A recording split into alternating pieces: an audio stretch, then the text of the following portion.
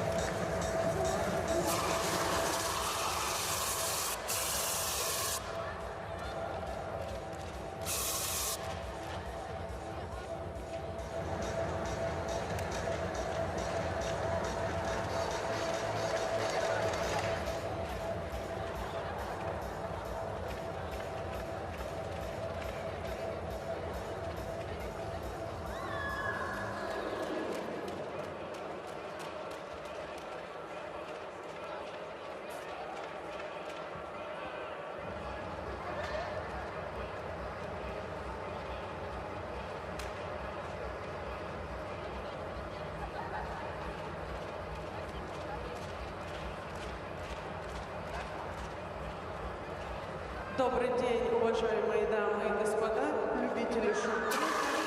Я рада приветствовать вас на соревнованиях по шорт-треку вторых зимних международных спортивных игр «Дети Азии». Я ей бутылку на голову? Да. Сегодняшняя программа включает забеги на дистанции 500 метров у юношей и девушек, а также забеги эстафет у юношей и девушек на 3000 метров.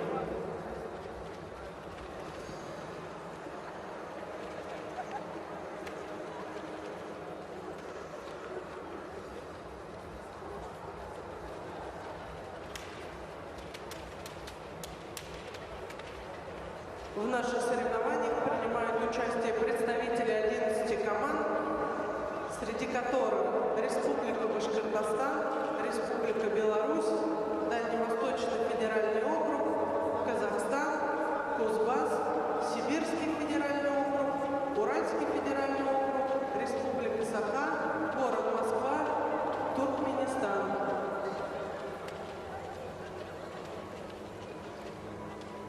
Dear ladies and gentlemen, welcome to the second Winter Children of Asia International Sports Games. Today you are going to see short track competitions at the distance 500 meters and the relay for 3,000 meters.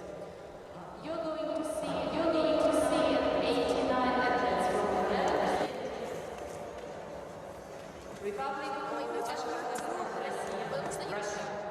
Republic of Belarus, Far East Federal District, Kazakhstan, Kuzbas, Siberian Federal District, Ural Federal District, Republic of Sakha, Yakutia, Moscow, Turkmenistan, and Kuwait.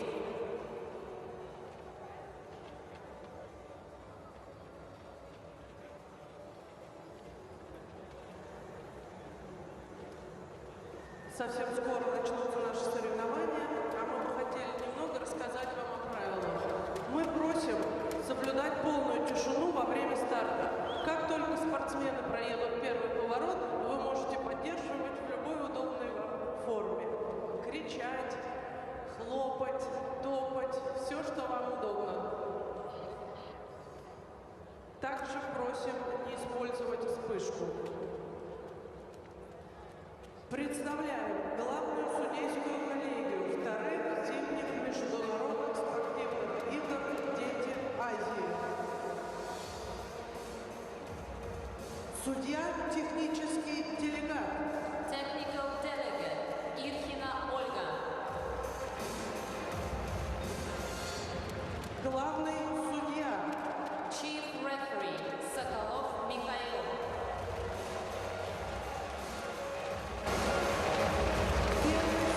Первый заместитель главного судьи.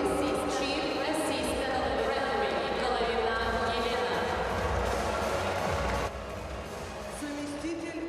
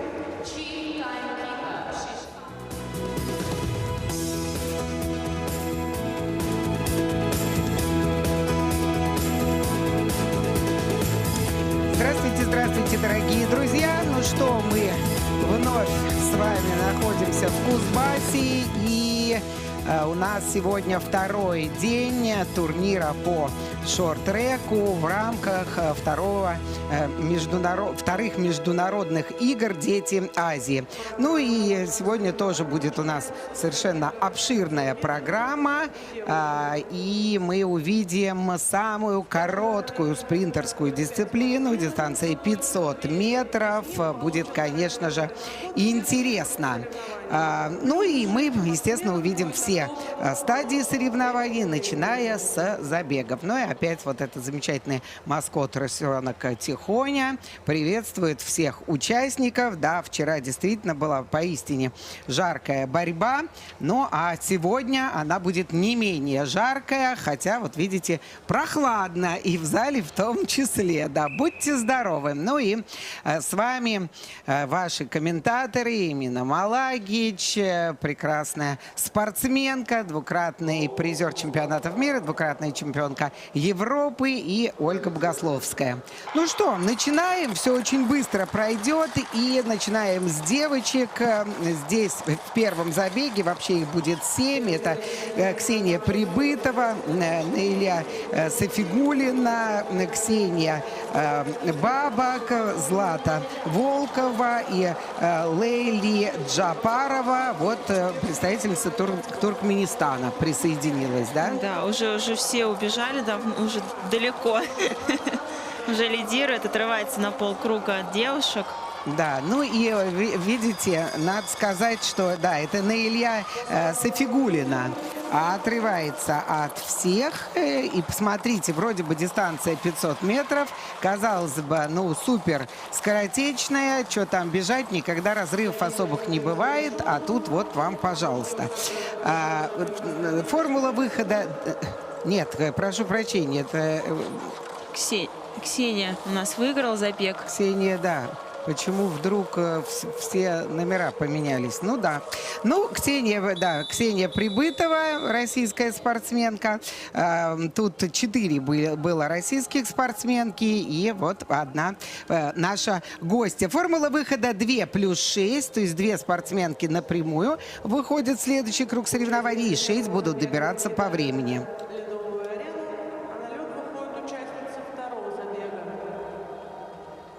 На экране вы можете видеть победительницу первого забега. Это Прибытова Ксения, Уральский федеральный округ. Ну вот, собственно говоря, таким образом у нас прошел первый забег. О, видите, оперативно у нас появляются результаты, да, и Наиля Сафигулина также войдет в то число, которые будут представлены в следующем раунде соревнований. Ну и будем смотреть за забегом номер 2. И тут, конечно же, наверное, главная героиня — это Анастасия Баранова. Мы вчера смотрели за ее прекрасным перемещением. Была совсем иная дистанция, 1500 метров, длинная-предлинная. Там, конечно, нужны не только скоростные качества, они в любом случае в шорт-треке нужны. Вот 41 номер, как раз она и есть, потому что нет скорости, нет финиша, да, но там нужна скоростная выносливость в первую очередь, а здесь абсолютная скорость. Дарья Тавкан, Ярослава Шабанова, Рената Алимбекова и Мелиса Син. Вот такие спортсменки вышли. Я смотрю, Эмин, лед вроде бы как еще ничего не началось, а такой на вид взрытый уже, да, конкретно боевой. Видимо, со вчера уже такой немножко подиспорченный стал. Да, или так за один забег уже все, да, успели. Взрыто было конкретно. Ну вот, девчонки у нас стартанули. Мы сразу видим, Настя вырывается вперед, лидирует, делает отрыв, старается сейчас, важно тоже показывать быстрые секунды, чтобы в следующем кругу была хорошая позиция, дорожка. И чтобы соперники были, наверное, лучше достались по времени. Девушки уже отрываются. Также у нас здесь есть выход по времени, поэтому у девушек, кто едет на 3-й позиции, у них еще есть шанс отобраться в следующий круг соревнований.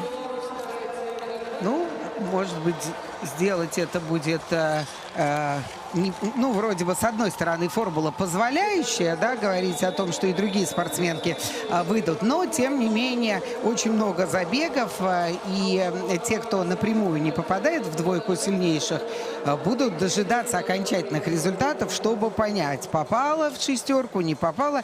Ну, а для того, чтобы не наживать себе никаких проблем, как раз и нужно было бы попадать сразу в двойку сильнейших. Но вот в первом забеге Ксения Прибытова, которая выиграла, она вчера была второй на дистанции 1500 метров, так что все лидеры, можно сказать, пока ничего не растеряли.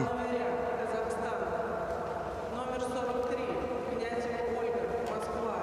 Номер 12, Маслянка Вероника, Дальний Восток. Номер 27, Ну вот и мы видим с вами окончательные результаты. Дарья Тавкан, она, собственно говоря, тоже попадает в следующий круг соревнований без каких-либо вопросов. Так что уже четверку мы с вами знаем. Ну а это стартовый список уже 3-го забега. И здесь по первой дорожке, что очень, кстати сказать, важно, Нария Алпызбай, спортсменка, представляющая Казахстан, Ольга Князева, Вероника Маслянка, Дарья Демидова и Сабина Вебер. Ну, очень важно на дистанции 500 метров, какую, конечно, дорожку ты занимаешь. И мы понимаем, что потенциальные лидеры, а есть, кстати сказать, рейтинг и на дистанции 500 метров. Сейчас мы доведем этот забег и посмотрим. Смотрите, тоже есть соперничество, да, Вероника Маслянка навязывает это соперничество, как я понимаю. Да, и вот так вот они вдвоем и Финишируют. удаляются от всех. Всегда удивляюсь, когда смотрю дистанцию 500 метров, и люди едут без рук. Кажется, что... Что это значит? это, да? Объясни, пожалуйста, что значит Без едут рук. без рук. Но обычно, когда бежишь спринтерскую дистанцию, нужно работать руками, чтобы помогать себе еще больше набирать скорость.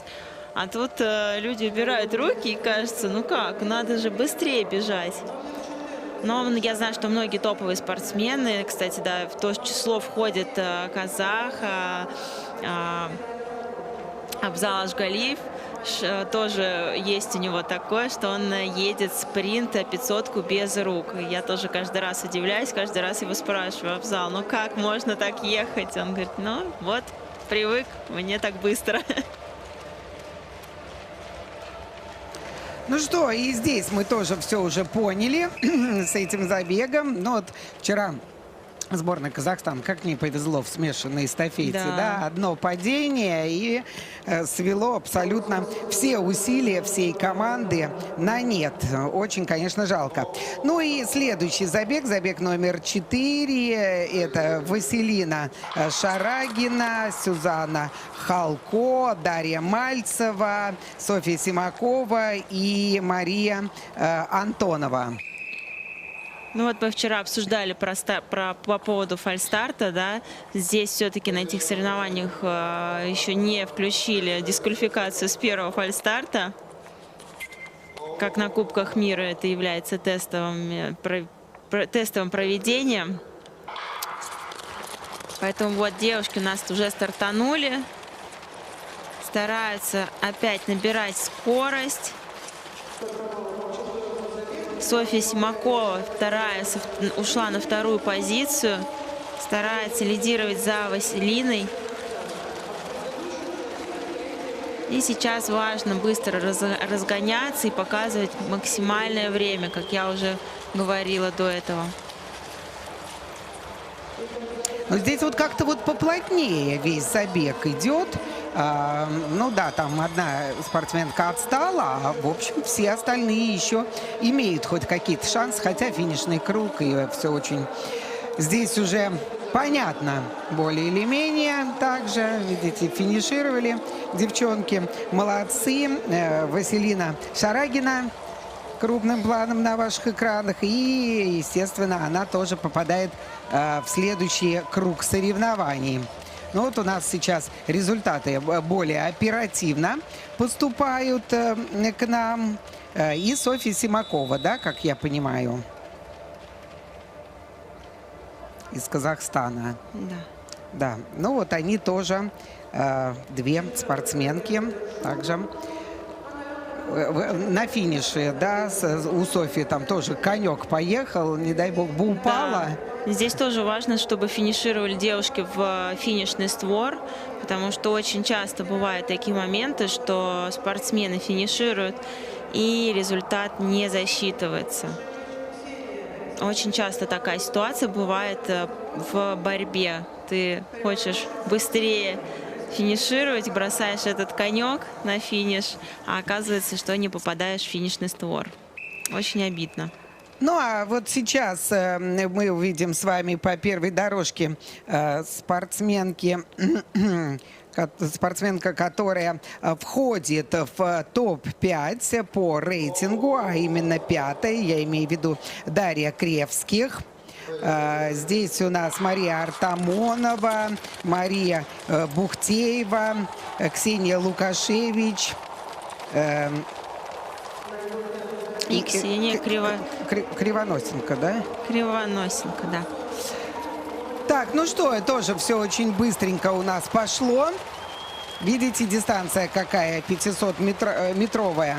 Девчонки в основном все держатся ровненько вместе, да, по сравнению с 1500 метров. Если там они как-то разбредались по дистанции, то здесь мы видим, что все друг за другом следуют и стараются навязывать борьбу.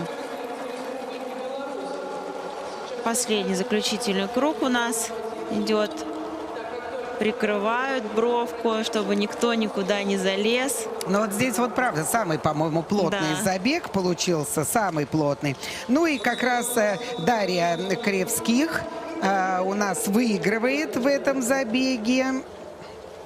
И попадает, естественно, в следующий круг соревнований, как, по-моему, и Мария Бухтеева. Да, давай еще раз посмотрим.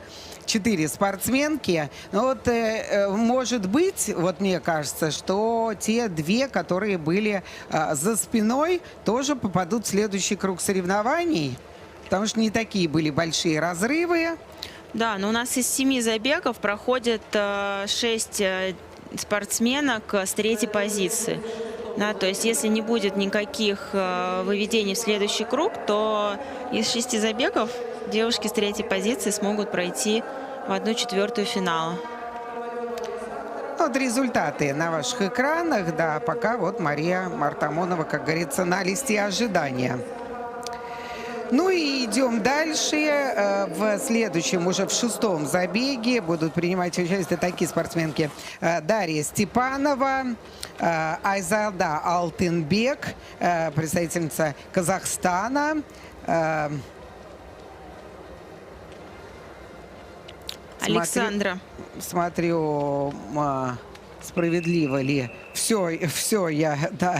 Александра Ковалева, дальше Яна Макарова и Менгли Чичаева из Туркменистана, еще одна спортсменка.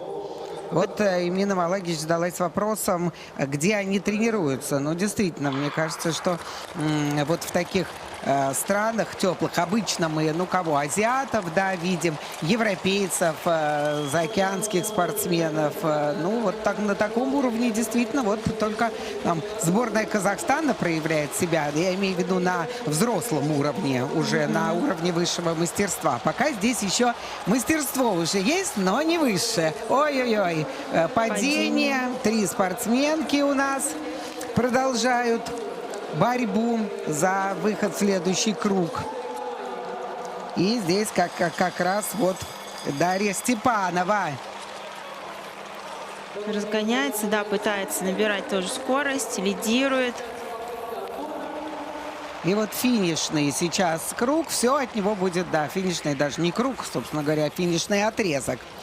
Да, Дарья Степанова из Республики Беларусь выигрывает этот забег. И довольно уверенно у нее все получилось. И, по-моему, Айзада Алтынбек, да, вторая была?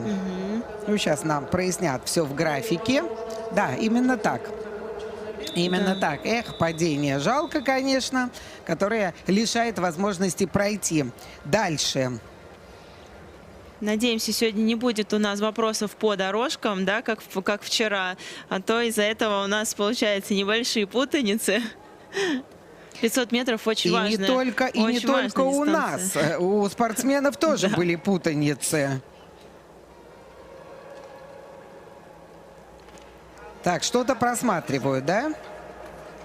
Да, хотя Там было падение, но мне кажется, что, очевидно, вроде бы вокруг спортсменки никого и не было.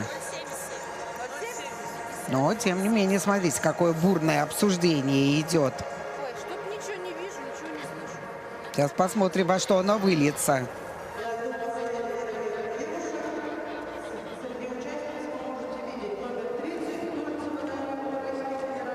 все в ожидании.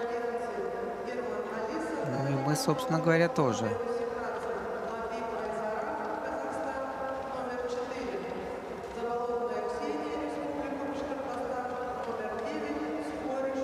Дарья Степанова, как мы сказали, ну, с этим забегом уже разобрались. И заключительный у нас забег на дистанции 500 метров, дорогие друзья.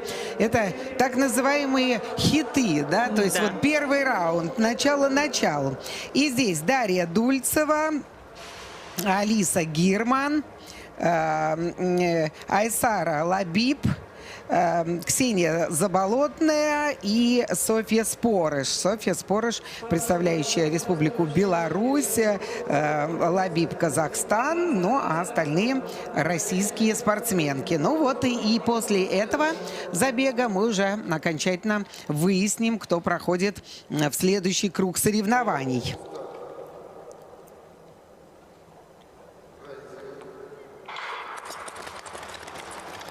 И в начало забега мы видим, что произошло небольшое столкновение у девушек. И сейчас важно догнать своих соперниц, разогнаться.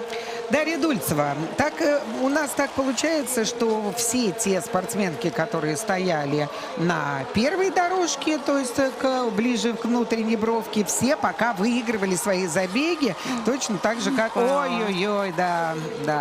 Ну вот, если ты не участвуешь в этой куче мале, да, то все зависит от тебя. А если ты очень близко расположена к соперницам, то уже жди какого-нибудь от них подвоха.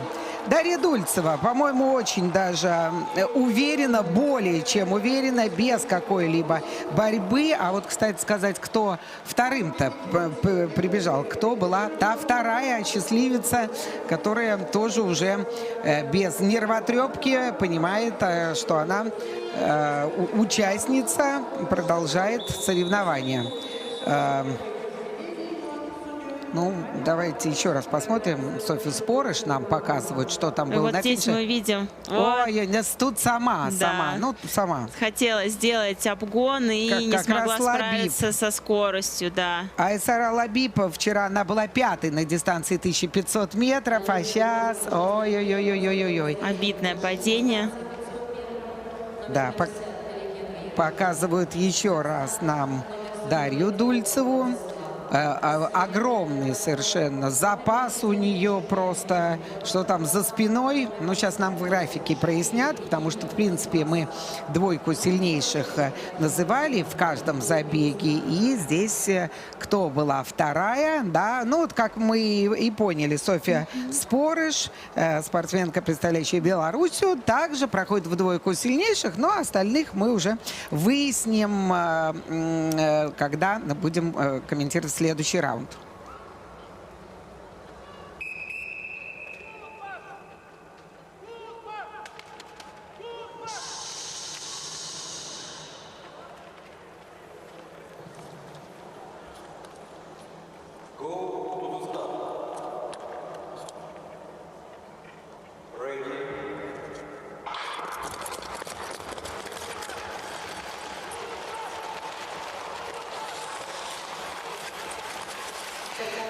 Мирджан Толиген сейчас лидирует. И напомню, что днем ранее он стал обладателем серебряной награды на дистанции 1500 метров.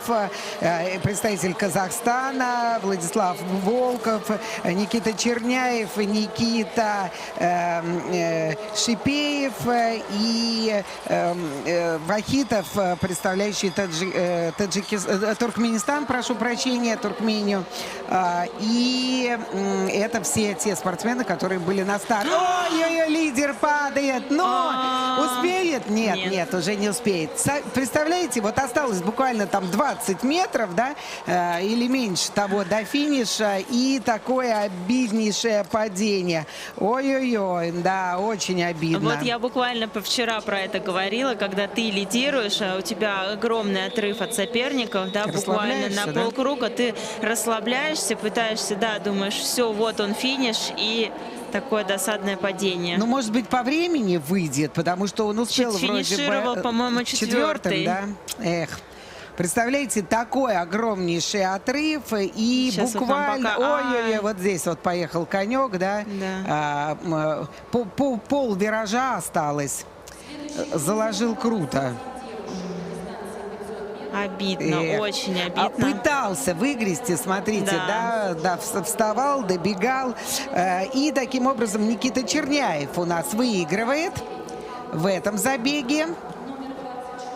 Сегодня у нас еще эстафеты, уже такие классические, ну, мужская и женская, не смешанные эстафеты. Так, и Владислав Волков, второй уже... Нет, ты успел третьим финишировать все-таки, вот, да. видишь, поэтому есть шанс у него. Молодец, да, сообразил, да. Вот этого запаса хватило для того, чтобы быстро сориентироваться, встать, и все правильно сделал. Надо каждый шанс, буквально каждый шанс использовать.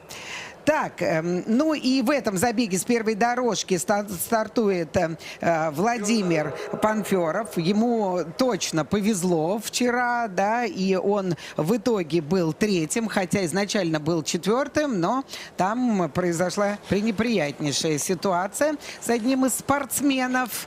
Он был дисквалифицирован, красную карточку аж получил за нарушение этических норм в первую очередь. Это фальстарт, да, как я понимаю? Да, и поэтому теперь этот спортсмен не сможет участвовать на этих соревнованиях. И это красная карточка, дисквалификация на период всех соревнований. Так, здесь Эмиль Рухов, Арсений Носков, Игорь Гриценко и Ярослав Жемчужин, господи.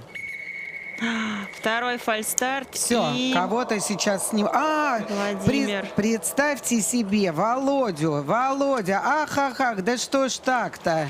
Эх, вчера повезло, а сегодня удача полностью отвернулась от спортсмена.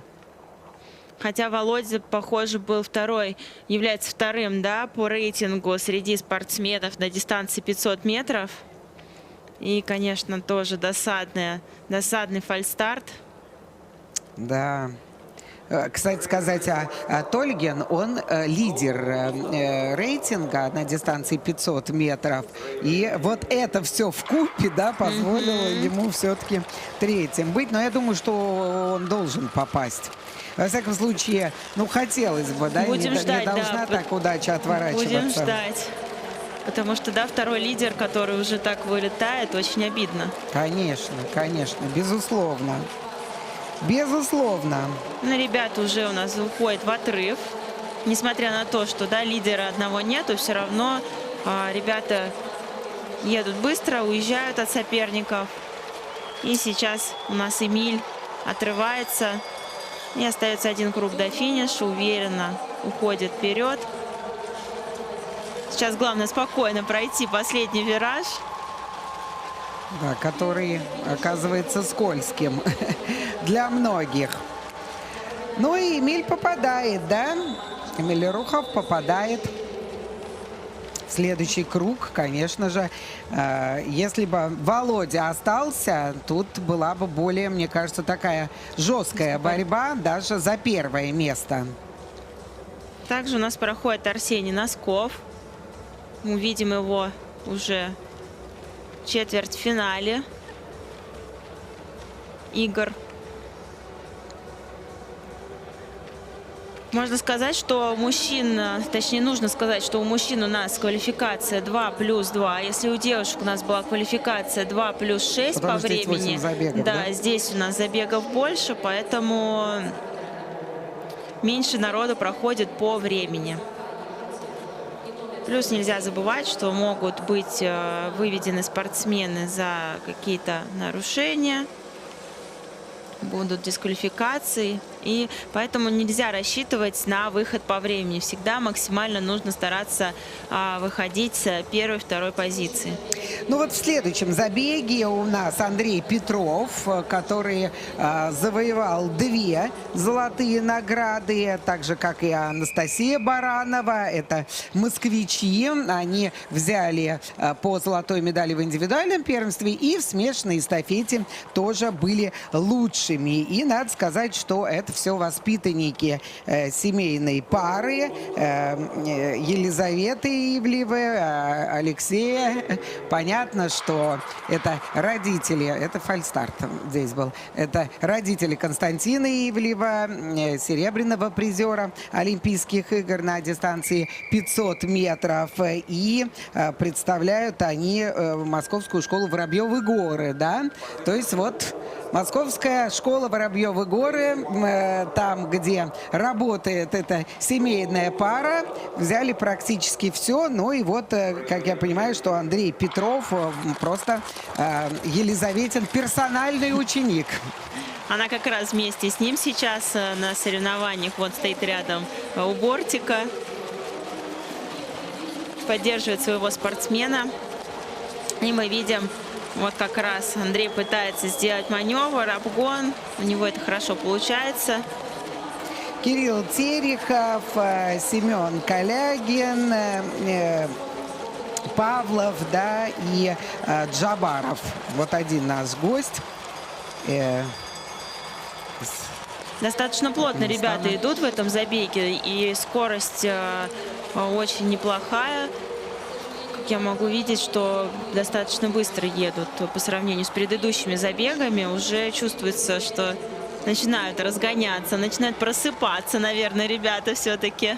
Ну да, потому что еще есть и определенная разница во времени, и вряд ли они сумели полностью пройти не акклиматизацию не в плане климата, да, а с часовым поясом уже быть на «ты», потому что от Москвы до Кемерово все-таки 4 часа разница имеется, и они живут, наверное, все-таки по московскому времени, а в Москве рановато. Да. С 6 утра начали мы с Эминой Малагич этот репортаж. Вот, поэтому думаю, что ну уж совсем. Хотя представители шорт-трека, они такие привыкли, вы должны были быть всегда и совами, и жаворонками Ну да. одновременно. Самое сложное было вот для меня в период акклиматизации, это, наверное, когда у нас проходили Кубки мира в Китае. Ты приезжаешь туда, и хочется спать, но нельзя. И вот ты идешь где-то, гуляешь, проводишь время как-то, чтобы только не уснуть, чтобы нормально можно было поспать ночью. Так, ну здесь следующий у нас 4-й забег. И здесь Данила Щербенко будет с первой дорожки стартовать. Далее Арсен Тимирбаев, Башкортостан представляющий, Арсений Березин, Республика Беларусь, Семен Павлов. И вот один представитель, вышел он, да, из Кувейта, да, Али Алали. Но это вот такая вообще экзотика в мировом шорт-треке, абсолютная экзотика. Я ни разу вообще не встречалась, чтобы на Кубках мира, даже в первом раунде ни разу не встречала, чтобы были вот представители этой страны. А может быть, пора уже? Пора развивать шорт-трек во всех уголках нашей планеты. И, конечно, это классно, что есть такая возможность у них сейчас даже принять участие в этих соревнованиях, как-то попробовать себя и почувствовать, наверное, вот этот дух вот этих детских игр. Обязательно. Данила Щербенко сейчас выигрывает в этом забеге. И сейчас посмотрим, кто был вторым. Он выигрывает уже в любом случае. Но впереди бежал, поэтому никаких просмотров с точки зрения его попадания быть не может. Сразу отделился, вот как по первой дорожке начал. И дальше наращивал скорость, не смотрел, что там у него за спиной происходит. И в результате... А вот кто из ребят? Тимирбаев, да? Да, по-моему, да. Вторым был под 30-м номером Арсен Тимирбаев. Сейчас в графике окончательно тоже все. Ждем, да, итоговый протокол. Но вот видите, первые два забега у нас прошли совершенно непредсказуемо, да, и Тольген упал, лидер рейтинга, и, к сожалению, Панферов Володя второй фальстарт сделал и не смог пройти уже, продолжать борьбу. Очень, конечно, печально, что это так. Александр Симакин, Матвей Магер, два здесь Матвея, Матвей Шапаренко, Богдан Хасанов и Никита Авдеев. А вот здесь видите, как у нас получилось, что Матвей Магер, он белорусский спортсмен, он со второй дорожки стартовал, а сейчас вышел вперед. Пытается лидировать, но Симакин его проходит и старается уехать от соперника, пытается уехать, да, и появляется небольшой отрыв. И так уже тоже аккуратничает, чтобы, не дай бог. Да, все-таки спортсмены видят предыдущие забеги и думаю, что пытаются сделать какие-то выводы, работу над ошибками перед своим забегом. И уже здесь, чтобы провести гонку хорошо, выходят на старт уже подготовленные к разным моментам. Ну и очень хорошо, да, Александр Симакин, видите, со стартом, может быть, не совсем заладилось, но потом все пошло как надо, как по маслу. Да, но у Матвея очень хороший был старт, поэтому было тяжело, наверное, противостоять ему. Все, спокойно. Показывает, что и сил-то не потерял.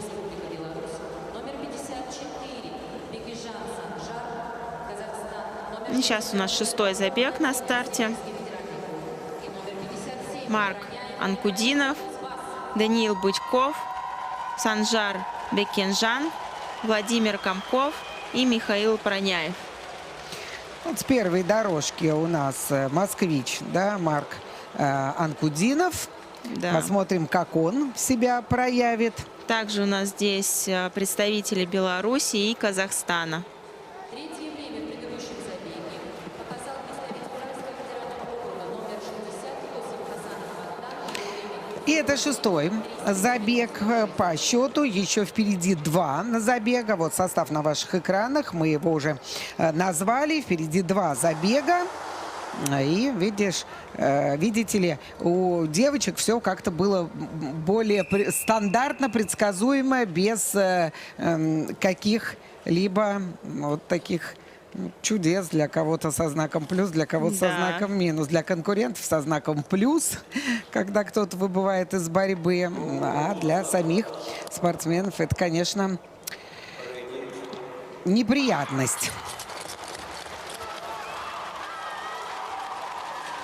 Вот хороший старт сейчас был у Санжара, но что-то немножко не получилось. Запинали его на входе в поворот. Ну и Марк Анкудинов, как вот он с первой дорожки стартовал, да, так он и продолжает довольно уверенно. Там преследователь Бычков, Данил Бычков из Республики Беларусь. Правильно ли Да, так? пытается всё? его догнать. Еще круг до финиша. И сейчас посмотрим, получится ли казахскому спортсмену догнать лидеров. Прям совсем чуть-чуть не хватает ему.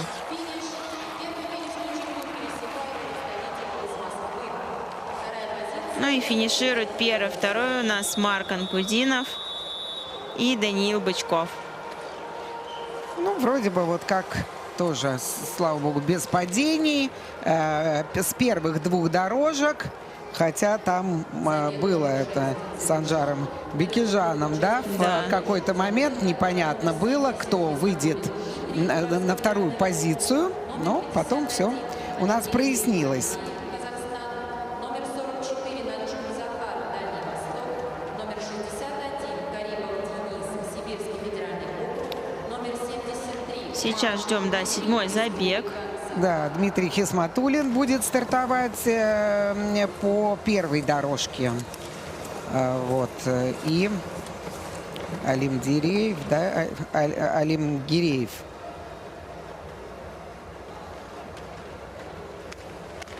Из Казахстана.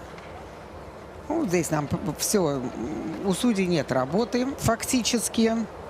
Чисто спортсмены проходят круги соревнований вот эти вот.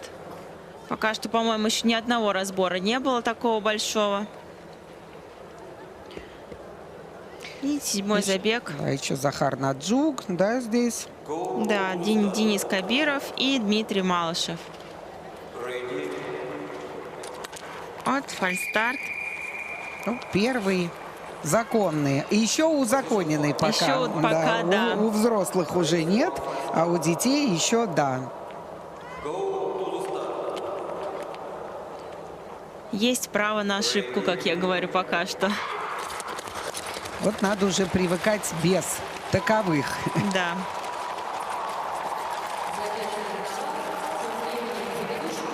И вот у нас вперед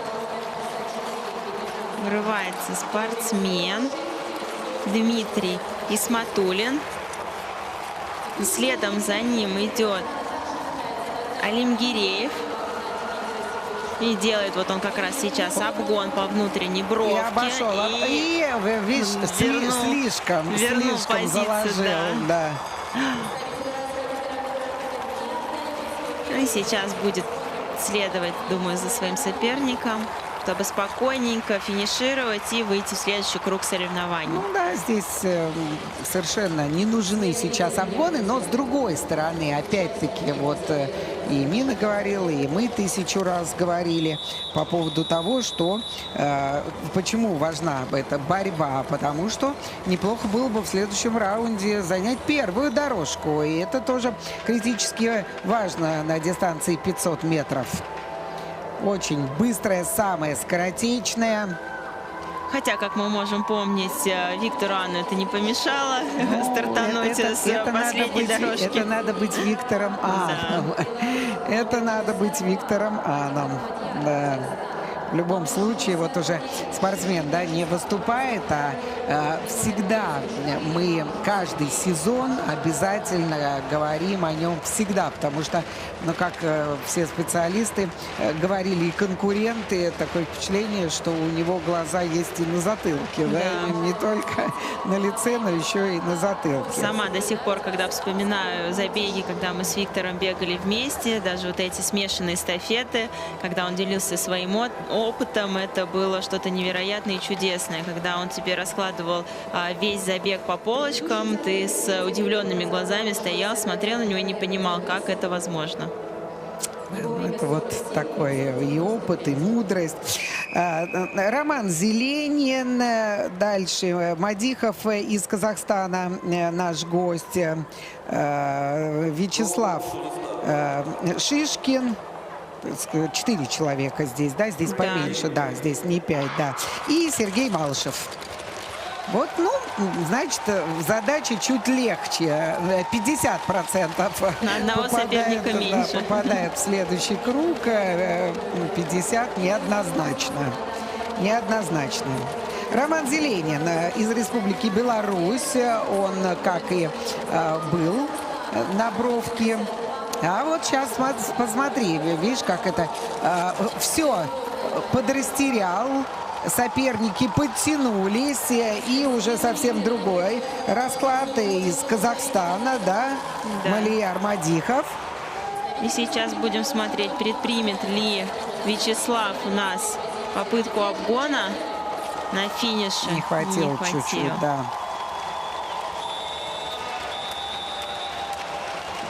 Так, ну, мы подведем сейчас итоги, и уже нам понятно, что, допустим, и Андрей Петров рвется к очередной медали в мужском разряде, и в женском разряде тоже, как Анастасия Баранова также хорошо провела, и это будет крайне интересно. Давайте еще раз посмотрим. Тут вот были попытки, 2, и успешные в том числе обгона. Вот видите, так. Очень грамотно все Упустил. сделал Молодец. спортсмен, разогнался, набрал большую скорость и с легкостью смог пройти спортсмена по внутренней дорожке. Мадияр Мадихов, да. И спокойно добирается до финиша. Итак, здесь 2 потери у нас, но не очевидная, а одна пока, потому что мы окончательно не знаем состав следующего раунда, но точно то, что медалист на дистанции 1500 метров Владимир Панферов выбыл из борьбы, получив пенальти за второй фальстарт, это совершенно очевидно. Прерываемся ненадолго, вернемся, чтобы посмотреть за дальнейшим развитием событий.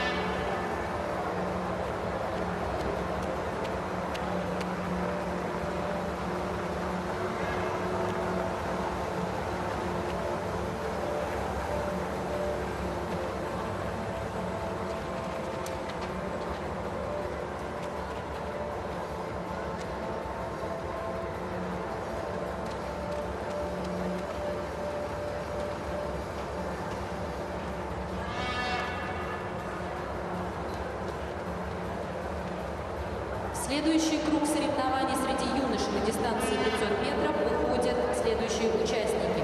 Номер 65 Терехов Кирилл. Номер 68 Хасанов Богдан. Номер 54 Бекежан Санжар. И номер 69 Шишкин Вячеслав.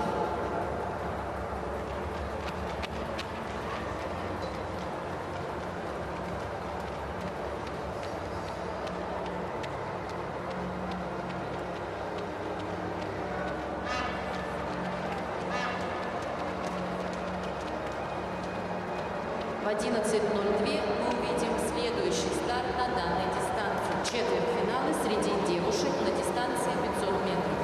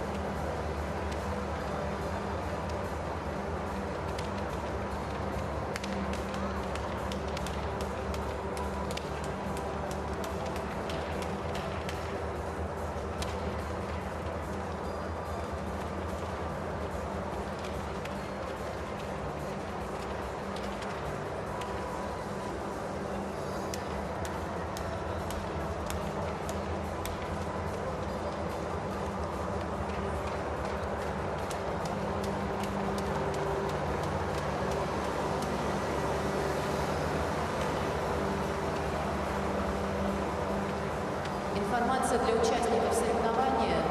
Кто-то из участников потерял свою перчатку, она находится у старшего судьи в хитбоксе.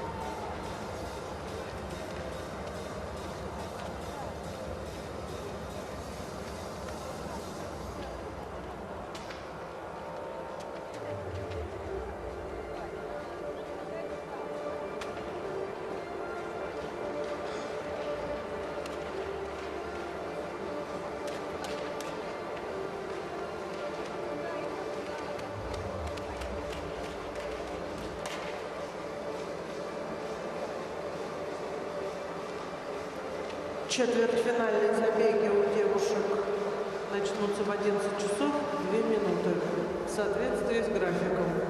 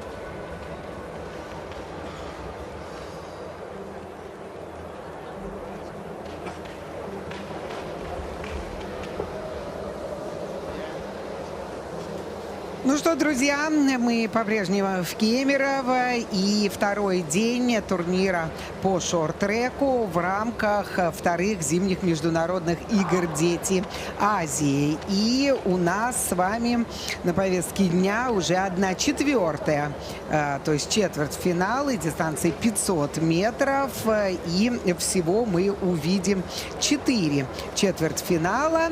Ну и как по традиции уже первого дня покажем не только главные круги, то есть вот четвертьфинальная стадия, там будут уже лучшие собранные, но и те, кто уже не претендует ни на какие награды, ни на какие медали, но просто на более высокое рейтинговое место. Они тоже будут продолжать соревнования, но мы их увидим уже в других группах, так называемая группа 3, да, например, группа 2, группа 3. Но главное, что сначала мы посмотрим именно за теми поединками, где спортсменки будут отбираться в самые настоящие полуфиналы. А полуфинал, что такое полуфинал на 500 метров? Это то же самое, что финал, только одни попадают в финал Б, а другие попадают в финал А, где, собственно говоря, имеют возможность разыграть награды. Тут все в регламенте больших соревнований, но есть, например, небольшое но. Да? Например, для меня удивительно было, что эстафета смешанная не 2000 метров, а 3000 метров. Да? Но классические эстафеты мы тоже сегодня с вами увидим.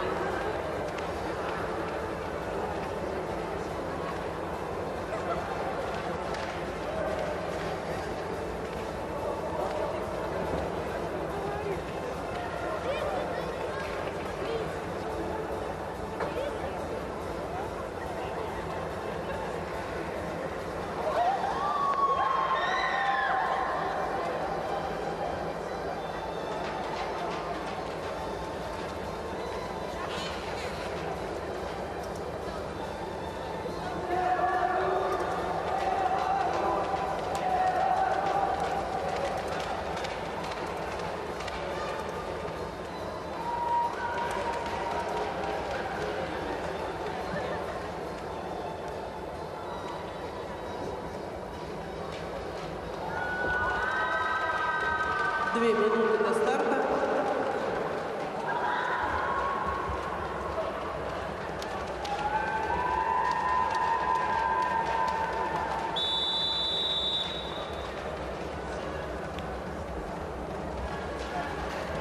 Ну, Казахстан вперед, мы бы сказали, Россия вперед тоже. Мы, естественно, очень доброжелательно относимся ко всем соперникам, но, конечно, в первую очередь болеем за своих. И состав первого четвертьфинала на дистанции 500 метров у девушек.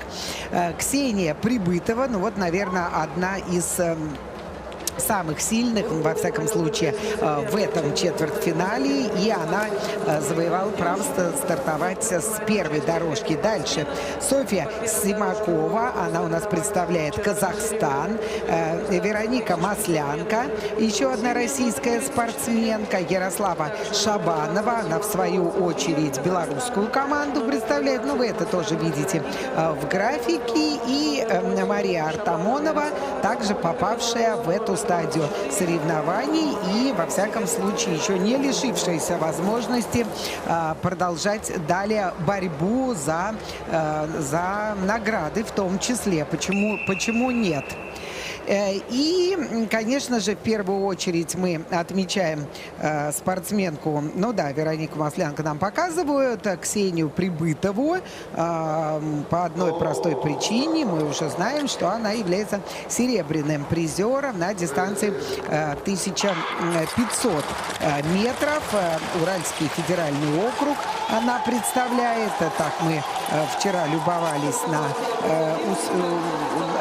смотрели за успехами и на хорошие результаты москвичей, но не только.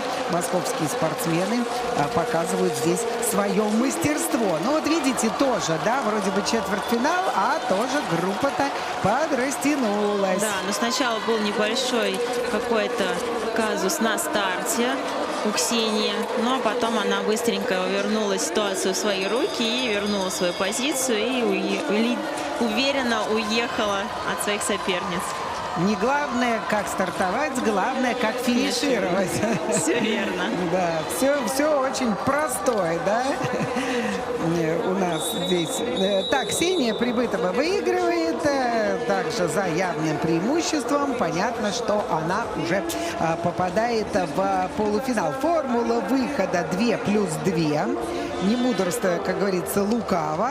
То есть две спортсменки обеспечивают себе уже приближение к финалу. Ну, пока еще полуфинал. Ну да. Да, вот. показывает видеоповтор. Да, там Софья Симакова быстрее стартовала, чем Ксения, но стартовая скорость тоже имеет значение. Почему нет? Над скоростью хорошо подработать, ну, впоследствии, да, потому что на дистанции 500 метров это очень важно. Сейчас, смотря Кубки мира, понимаешь, что все девушки подтянули свой старт, и буквально в каждом забеге видно, что уже нету такой разницы между спортсменками. То есть все стартуют практически на равных. И неважно, с первой ты дорожки или с последней, все максимально стараются убежать вперед. Да, только вот даже мировые рекорды не гарантия устойчивости. Все верно. Да, у нас так получается. Ну и следующий у нас забег — это Василина Шарагина, российская спортсменка. Она будет стартовать с первой дорожки. Сюзанна Халко. Тут, собственно говоря, нет гостей. Тут все россиянки. Дарья Тавкан, Дарья Дульцева и Александра Ковалева. И фальстарт у нас сейчас. Ну, что, есть узаконенный. Вот почему я говорила, что на дистанции 500 метров тоже он не нужен, поскольку в основном, да, бывает исключение. Но я не знаю, в подавляющем большинстве, наверное, в 90% случаев опытные или совсем неопытные спортсмены пользовались этим фальстартом для того, чтобы пораздражать соперников. Но по-другому никак, да? Еще только... Ой-ой-ой, это рестарт будет. 3 спортсменки упали. И это действительно такая напряженная, опасная ситуация, потому что поднимутся быстро или нет. Тут будет рестарт, и все участницы, все выйдут на старт. Вот интересный очень, да, нашлемник, да, у Василины Шарагиной. То есть вот с задней стороны, что он придерживает волосы. В чем здесь вот фишка? Возможно, шлем очень большой, и спортсменка просто поэтому надевает что-то под него, чтобы он не шатался. Скажи мне, пожалуйста, вот нет правил, никогда не было, что надо волосы... Сильно, ну да, сильно, прям.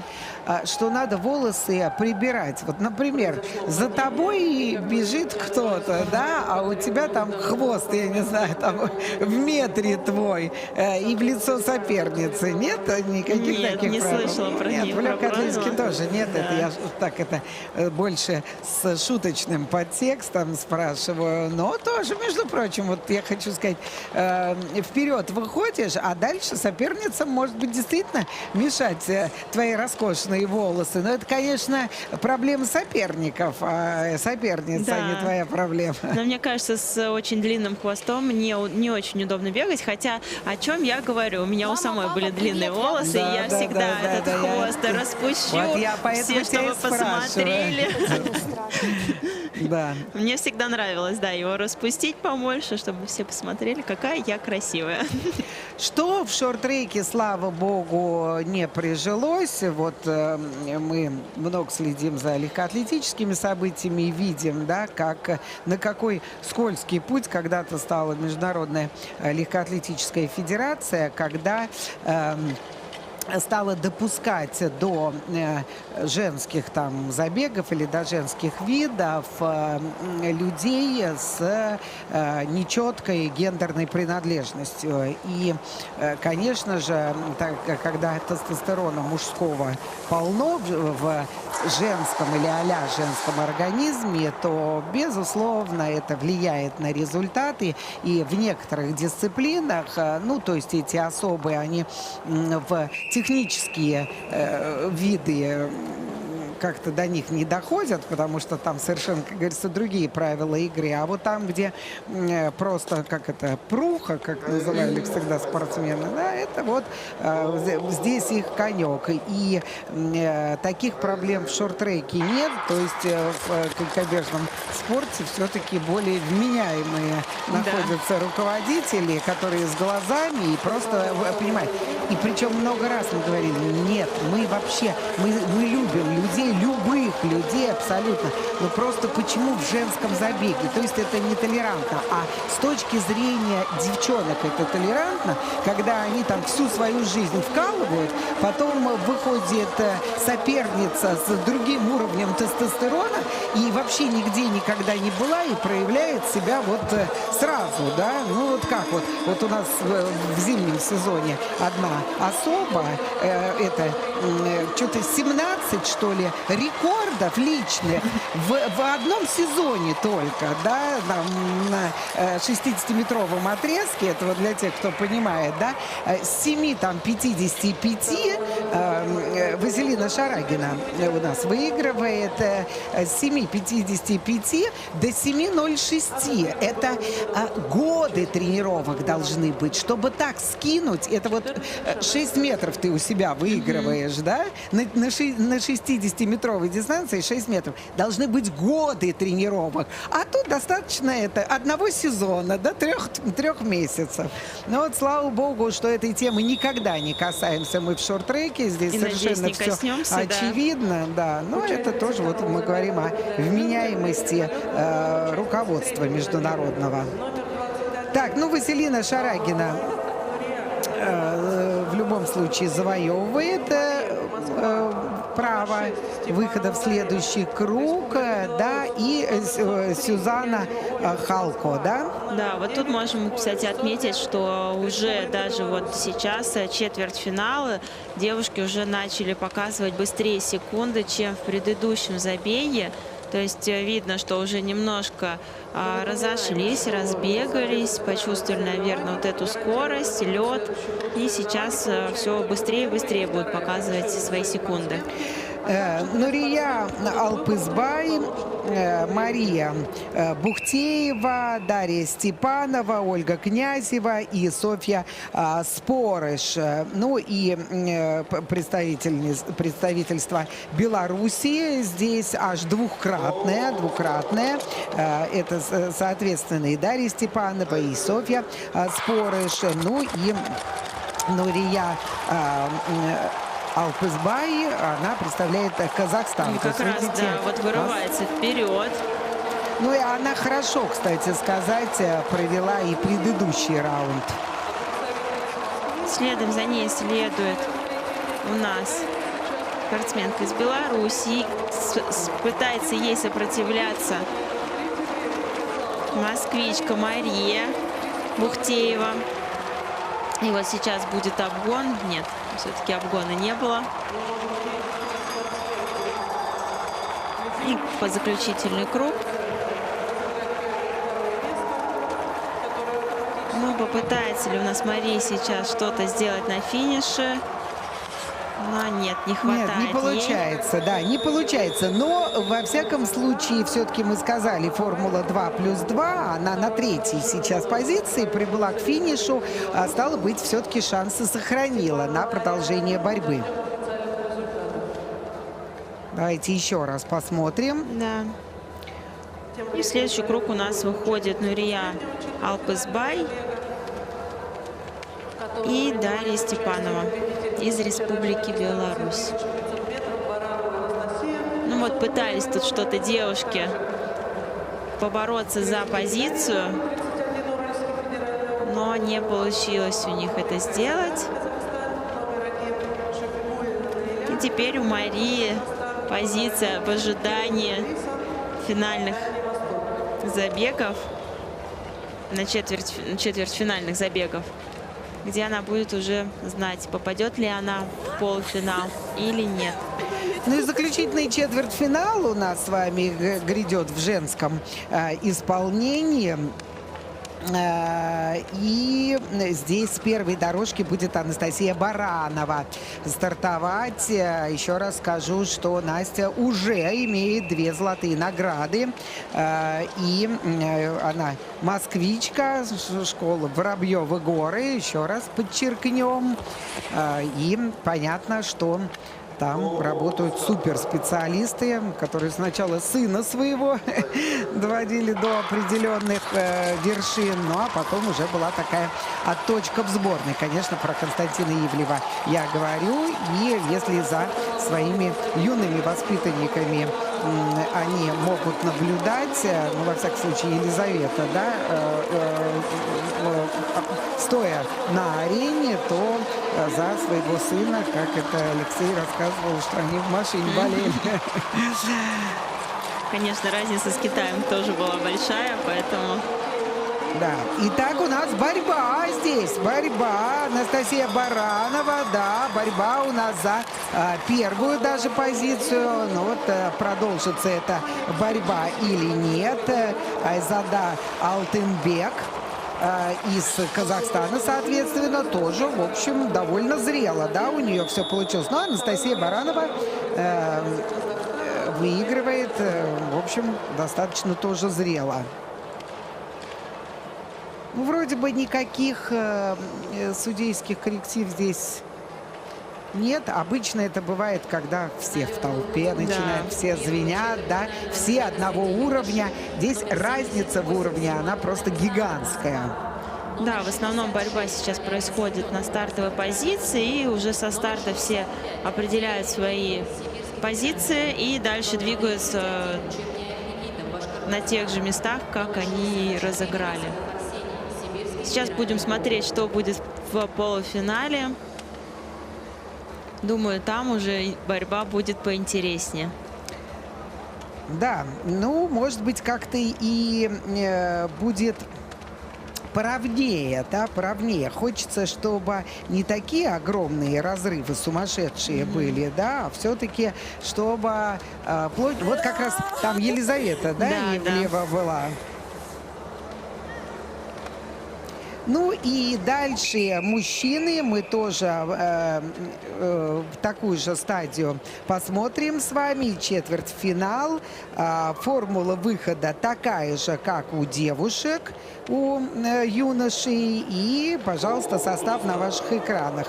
Александр Симакин займет бровочку. Ну, вот мы говорили о том, как важно было пробежать с хорошим результатом, не только быть там первым или вторым, но и показать еще достаточно серьезное время, чтобы уже точно понимать, что занимаешь бровку.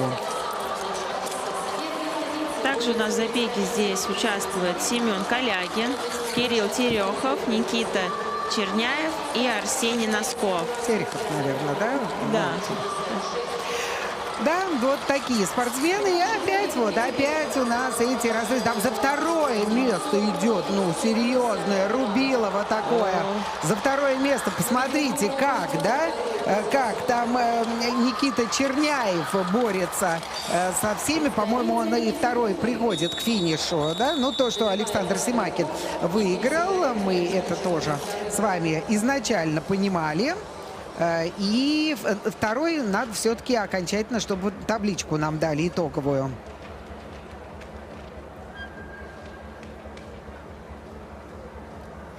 Ребят, уже борьба у нас поинтереснее происходит. Конечно. Уже за вторую позицию прям борются все. Да, три человека было. Надо уметь, как это... Я смотрю там на шинке Кнехта, да, опыт на опыте и опытом погоняет. Да, не хватает физических кондиций, но когда можно вот этим вот своим опытом, вот этим раз конечек, сразу все видно, да? Да. Для Прелесть. меня Шинки тоже очень, я его считаю очень талантливым спортсменом, превосходным, наверное, спортсменом. И, конечно, какие результаты он вообще и показывал, и показывает. Я им восхищаюсь, можно так сказать. Да, извечный соперник нашего Семена Андреевича Елистратова. Теперь уже Андреевич, да. Мне кажется, что вообще мирового шорт-трека без Сени Елистратова, без Шинки Кнехта, вот мне кажется, что его не было никогда. Вот сейчас даже Чарльз Хэмлин не участвует, и тоже, на самом деле, вот я скучаю по нему. Да, ну, знаешь, тоже поставил такую, сколько, 38 ему уже было лет, когда все-таки золотая точка была, хоть в эстафете, да, хоть и не в личном, говорим о трехкратном олимпийском чемпионе. Так, у нас второй здесь забег, и у нас здесь Данила Щербенко. С первой дорожки он стартовал. Данил Бычков, Эмиль Рухов, Вячеслав Шишкин и Арсен Тимирбаев. И вот сейчас пытались побороться за вторую позицию, но не стали рисковать, ребята, видимо, не хватало им скорости. Да, ну, Даня у нас выигрывает, Данил Щербенко. И второй Даниил. По-моему, если я не ошибаюсь, Даниил Бычков финиширует на второй. Ну, там такая тоже вот 3 человека. Уфимцы не смогли составить конкуренцию все-таки вдвоем. Вроде, да, могли бы какую-нибудь командную тактику придумать. Да? Но не получилось. Ну, может быть, и была немножко она в какой-то момент, но 500-метровка. Я не знаю, там вообще командная тактика имеет место быть. Вот я видела, как, допустим, ну, с Хюлтинг, да, и не только представительницы сборной Нидерландов, поскольку там у них кто только не тренируется, да, и даже в одной команде, когда они выступают, все равно видно, что одна закрывает внутреннюю бровку, а другая как бы вторую дорожку, да, и добро пожаловать. Да, есть у тебя силы этой большой волной с третьей, там, с четвертой дороги или нет, но 500-метровка, что тут вот, говорить, Данил Бычков, да? Да, а мне вот сразу вспоминаются забеги с братьями Шаолинем и Шоуангом Лю. Вот у них, мне кажется, любая дистанция, у них идет действительно прям братская вот эта тактическая борьба. Всегда едут, прикрывают друг друга. Единственные спортсмены, которые так выступают, мне кажется, друг за друга на дорожке. Да, ну вот сейчас будут они выступать теперь в составе сборной. У нас рестарт, видимо, потому что не очень понятно, да, вроде никто не упал, но как-то началось все, да, с каким-то сбоем. Сейчас они будут, брать Илью, выступать уже за китайскую сборную. И я хочу сказать, что вот с приходом Лина, да, олимпийского чемпиона 2018 года в китайскую сборную, и новых ребят, и Лина туда, ну, да. Я сначала сказала о спортсмене, теперь она вообще никакая не Лина, но просто так ее братья Лю стали называть, и она как-то вот прикрепилась, да, наставница. И я хочу сказать, что братьям будет не очень просто в этой компании. Если в сборной ну что, подумаешь, сбой, ну что, зачем бегут. Судья? Нет, не бегут, то есть услышали второй свисток, повернулись, не поняли вообще, что это значит, но вот такой вот у нас интересный старт.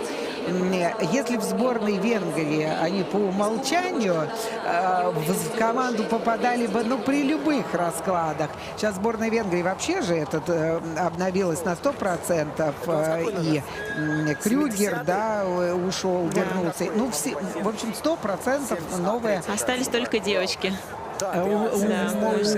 Мужчин, да. А так вот они потянулись, братья Лю, за наставником. Ну, там действительно тоже проблема тренироваться негде было. Все экономили эту электроэнергию, да, то есть совершенно не открывали, не до спорта, не до залов, я тоже прекрасно понимаю. тренер уехал, они пришли к новому наставнику, сказали, ну, какой у нас план. Ну, я подумаю, что-то буду подбирать, да. Ох, смотрите, уже у нас получилось, что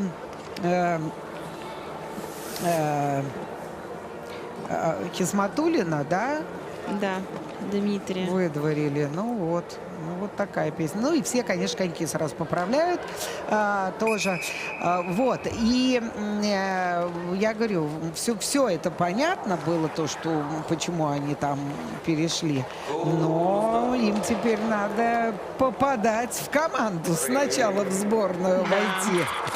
А не просто так. Да что ж такое-то? Отправится наконец-то этот забег или нет? Что такое? Почему не везет так Все парням-то? никак не могут стартануть. Да, Владислав Волков, теперь нам его показывают, и что там судья отмечает. Что вообще такое?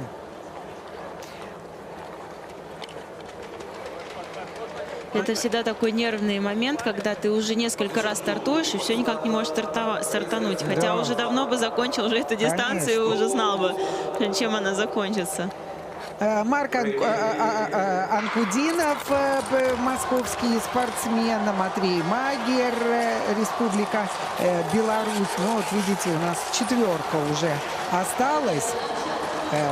И Санжар Бекеджан, представитель сборной Казахстана, да, и Владислав Волков. Так? Да, и достаточно плотно все ребята сейчас идут, и посмотрим, будет ли борьба у нас. Вот, пытается вырваться. Да, это Санжар. Санжар. Сейчас напомню, что выход у нас идет в полуфинальную часть соревнований. Вот мы можем видеть, да, как прикрывают ребята друг друга по внутренней дорожке, чтобы никто никуда не залез, и сохранить свою позицию. Нервный получился у нас забег, нервный. Но такое тоже бывает. Ну, конечно. Недавно на чемпионате Европы или на Кубках мира, буквально недавно, не знаю точно на каком старте, девушки стартовали 5 или 6 раз. Да, но потом лишилась эта японка возможности уже, когда, ну, то есть она когда уже упала, то рестарт не стали давать, что Да, справедливо. Москва. Номер 58 Вадиков Мадьяр, Казахстан. Номер 36 Бекеджан, да, был второй. Беларусь. Номер 51 Алимгереев Алиби, Казахстан. Потому что вспоминаю, как сама лично, когда стартовала после 5 раз, то есть 5 раз Жуть. стартанул, и все, больше нет. И самый обидный, на самом деле, забег был в Красноярске на 500 метров, когда мы с Екатериной Ефременковой лидировали. Первая, вторая позиция, боремся, все, золото, серебро уже у нас в кармане. Да. Остается буквально полкруга до финиша, и спортсменки сзади нас решали, кто же будет третьим, упали. И нам не дали финишировать до конца, хотя оставалось вроде бы полкруга. И в итоге был перезабег, никого не дисквалифицировали, что тоже очень странно, да, подняли забег, и обычно в такой ситуации кого-то все равно снимают.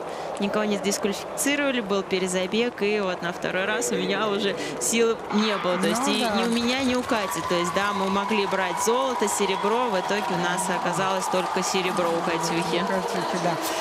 Помнится этот момент, ну, слушай, на Олимпийские игры с Ксенией Елистратовой, Семеном, господи, боже мой, тоже практически пробежали дистанцию, и там совсем не 500 Да, метров, да? да. Все, уже вот уже фактически финиш, нет, возвращали, ой, вообще тоже такой, как это. Андрей Петров у нас, конечно же, здесь лидирует, я напомню, что москвич, воспитанник известной семейной четы и персональный, собственно говоря, воспитанник мамы семейства. Вот легко у него получается.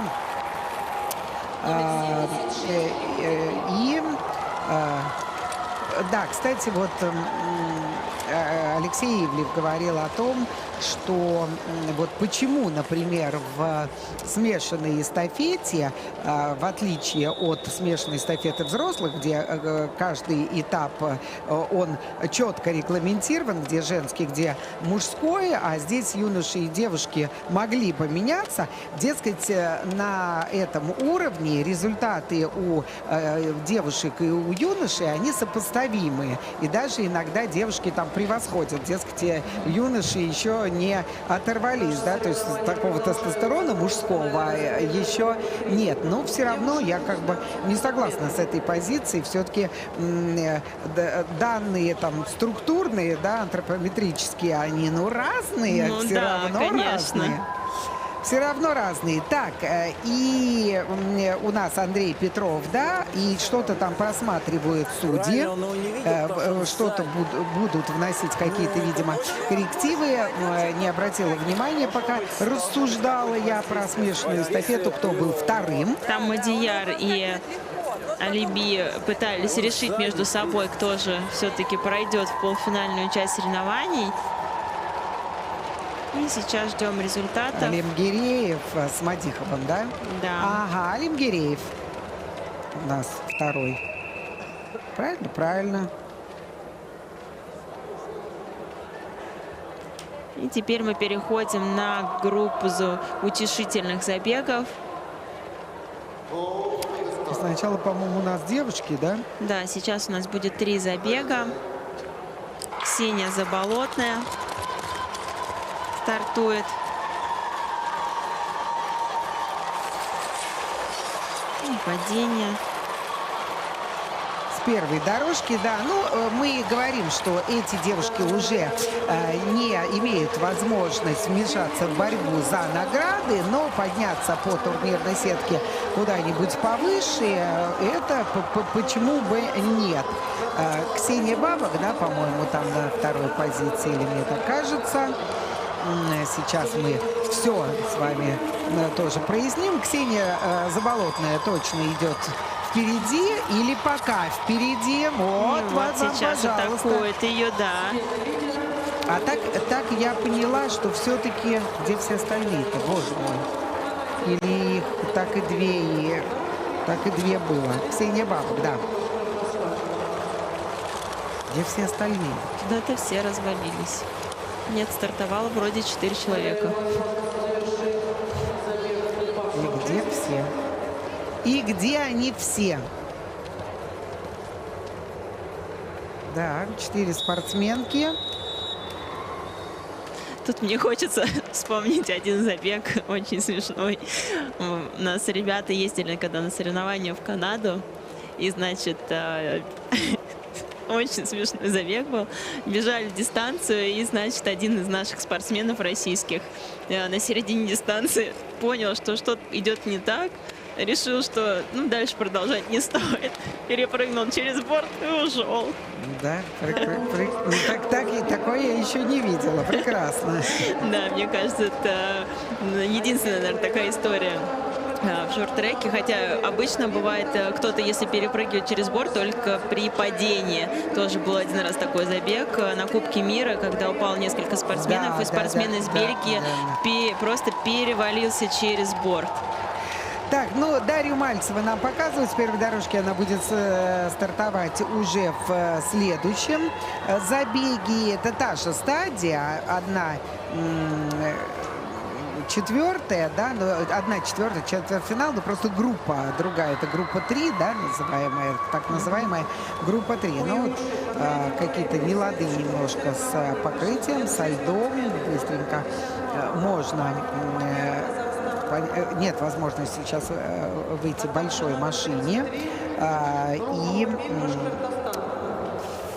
помощники заделывают эти дырочки, потому что выбоины, особенно, ну, на любой дистанции, мы говорим особенно на 500-ке по одной простой причине, скорости выше, чем на 1500 метров, но все равно в выбоину попадаешь, какая бы дистанция ни была, хоть тебе 500, хоть 1500, хоть 1000, и обязательно это чревато падением. Ну вот, поскольку лед сейчас заделывают, нам не дают старт, и, вероятно, мы немножко съедем по времени. в регламенте, хотя в шорт-треке всегда чуть больше закладывается время на видеоповторы, на прояснение всяких ситуаций, на рестарты, которых вот мы видели здесь уже предостаточно.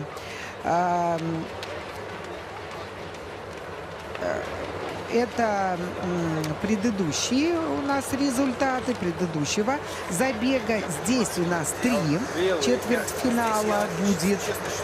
Ну и точно так же, чуть побольше, 4 у юношей, тоже в группе Б или в группе 3, как ее там назвать. Смотри, в бумажках, все в бумажках. 21 век. Компьютеризация не все доходит, все по старинке лучше. А, кстати сказать, Конечно, мне тоже по старинке лучше. Это надежнее всегда бывает, потому что гаджеты имеют свойство садиться, или что там происходит с ними вечно, а с бумажками что, надежно всегда. Ну вот здесь 5 спортсменок, и опять рестарт. Здесь еще Рената Алимбекова, Сабина Вебер с Башкортостана.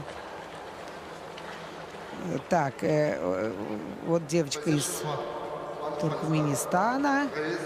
Да, пока слабенько, да, получается у Чичаевой. Но ничего, мы надеемся, что все впереди. Да, и конечно. после этих игр И все-таки Мария Антонова. после этих игр все-таки начнут, может быть, как-то развивать спорт в стране. И я думаю, что это просто первая ступень на пути, может быть, к большой цели, мечте. Ну, правильно. Мы, например, вот тоже, когда удивились, это Фуркан Акар из Турции. Да. Из Турции. И на Кубке мира. И вот уже в финале. И думали, господи, боже мой, ну надо же так вот подтянулись-то. Ну, пока это единично. Это все-таки не командная история, как там, допустим, тоже в Российской Федерации. Ну, и азиатские мы не берем. Это они, как говорится, особняком стоят. Ну, там Нидерланды. Или как да, Польша, же, да, сейчас вся команда очень Раньше только подтянулась. Малышевская. Да. Наталья Малышевская и все тут. Да. А сейчас вон вся Польша потянула. Дарья Мальцева, между тем, выигрывает в этом четвертьфинале в группе 3. И один четвертьфинал нам останется с вами посмотреть. Ксения Лукашевич, Дарья Демидова, Мелисса Син, Кривоносенко, Ксения и Яна Макарова. Ну вот так. В разножечке, в хорошей. Наверное, Правильно, так и нужно финишировать всегда. да, и учиться Конечно. финишировать. И даже если в данный момент нет необходимости, все равно действительно должна вот это стать привычкой, этот элемент, этот компонент. Я вот последние годы свои тоже всегда тренирую вот этот финиш, высовывание ноги, потому что никогда не знаешь, когда тебе это действительно пригодится. А если ты не практикуешь, то как ты это будешь делать?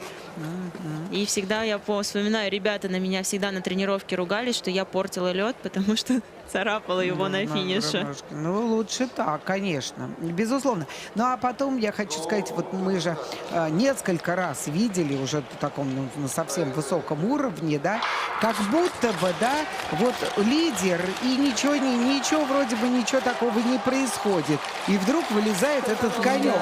То ли в поле зрения у тебя человека еще нет, а конек нога уже с здесь. коньком. И Да. вот у нас бегут девушки. Да, ну, я составы назвала, и теперь мы посмотрим. Ксения Лукашевич из Беларуси. Она сейчас лидирует. Ну и уже серьезный такой задел приобрела. Но все-таки борьба еще не закончена. Молодцы, да, вот девчонки. Ай, там падение, да, даже, по-моему, произошло. За кадром у нас осталось. 2 спортсменки продолжают. И Ксения Лукашевич выигрывает в этом четвертьфинале. Они тоже пойдут дальше, но уже в своей группе. все это будет в их группе происходить. Ну и теперь у нас остались также утешительная часть юношей. И уже потом мы перейдем к главным полуфиналам дистанции 500 метров. Но это будет после заливки льда. Тоже у нас, но не 3, а 4 забега в этой же группе у юношей будет чуть больше. На этом забеге у девушек... Да, и вот мы с вами рассуждали после предварительных раундов, Мирджан Талиген успел или не успел. Вы помните, он лидировал, призер на дистанции 1500 метров, лидировал и упал буквально, там осталось до вот этой короткой прямой, не знаю, там 3 шажочка сделать, и уже вот она прямая. Упал, не справился с виражом, но встал, быстро добегал, 3-м был, но, к сожалению, уже не смог попасть в главный четвертьфинал, поэтому мы его увидим здесь, в этом, в 3-м. Это не четвертьфинал, это полуфинал, да, но есть определенные разногласия в регламенте. У нас четвертьфинал, а, собственно говоря, мы видим полуфинал написан. Ну, очень хорошо отталкиваемся от этого. Если в основной группе еще до полуфинала не дошли, то здесь уже до полуфинальной стадии. Это немножко путает, да? Сейчас мы с вами увидим уже полуфиналы, там, где самые сильные представительницы и представители детского или юношеского шорт-трека. Потому что до 16 лет, до 16 и младше, те, кто мог попасть на эти игры. Мы говорили о том, что история давняя, с 96-го года длится, но все-таки это были летние соревнования. Здесь, конечно, вот наказание будет, последует это падение. К нему привело то, что спортсменка, которая по внешней траектории бежала, да, она стала переходить дорожку той, которая по внутренней траектории бежала. И вот сразу последовали судейские вердикты за этим. Так, ну, Денис Кабиров. Он будет стартовать с первой дорожки. Наджук Захар. Тут 3 российских спортсмена. Семен Павлов еще. И 2 представителя Туркменистана. Вахитов и Джабаров.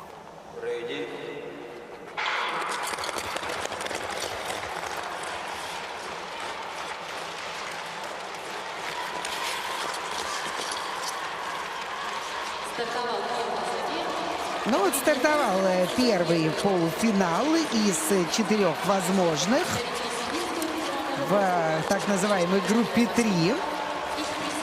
Видимо, имеется в виду финал А, финал Б, грядущие. Это группа А и первая группа, группа 2, это группа 3. Ну хорошо. В любом случае у нас с вами Денис Кабиров в числе лидеров. И следом за ним идет Захар Наджук. Тоже вот борьба имеется. Ребята максимально стараются показать сейчас лучшее время. Все равно каждый бежит на свой результат лучший. Потому что каждый раз выходишь на забег и борешься сам с собой, пытаясь улучшить свои показатели. Ну, вот мы с тобой и днем ранее говорили, и в принципе самая лучшая тренировка – это соревнования. Да? Поэтому нужно любой старт использовать максимально выжимая из него все, что можно сделать. Вот здесь мы как раз видим, да, что Захар попробовал финишировать, то есть не просто там сдался и приехал за ним вторым, а попробовал, да, вырезать его на финише. Но, по-моему, не получилось, да, все-таки Денис быстрее был, такой юркий, маленький, проворный. Тоже вот в этой возрастной категории настолько видно, что один еще не начал там Да. вытягиваться, набирать, а другой уже выстрелил и на голову выше. Да, да. Но это не значит, что на голову сильнее. Ну вот Али, таким образом, из Кувейта. Нам его показали. Действительно, это, ну, прям совсем для шорт-трека экзотическая страна. Для многих видов спорта, ну, а для шорт-трека в особенности.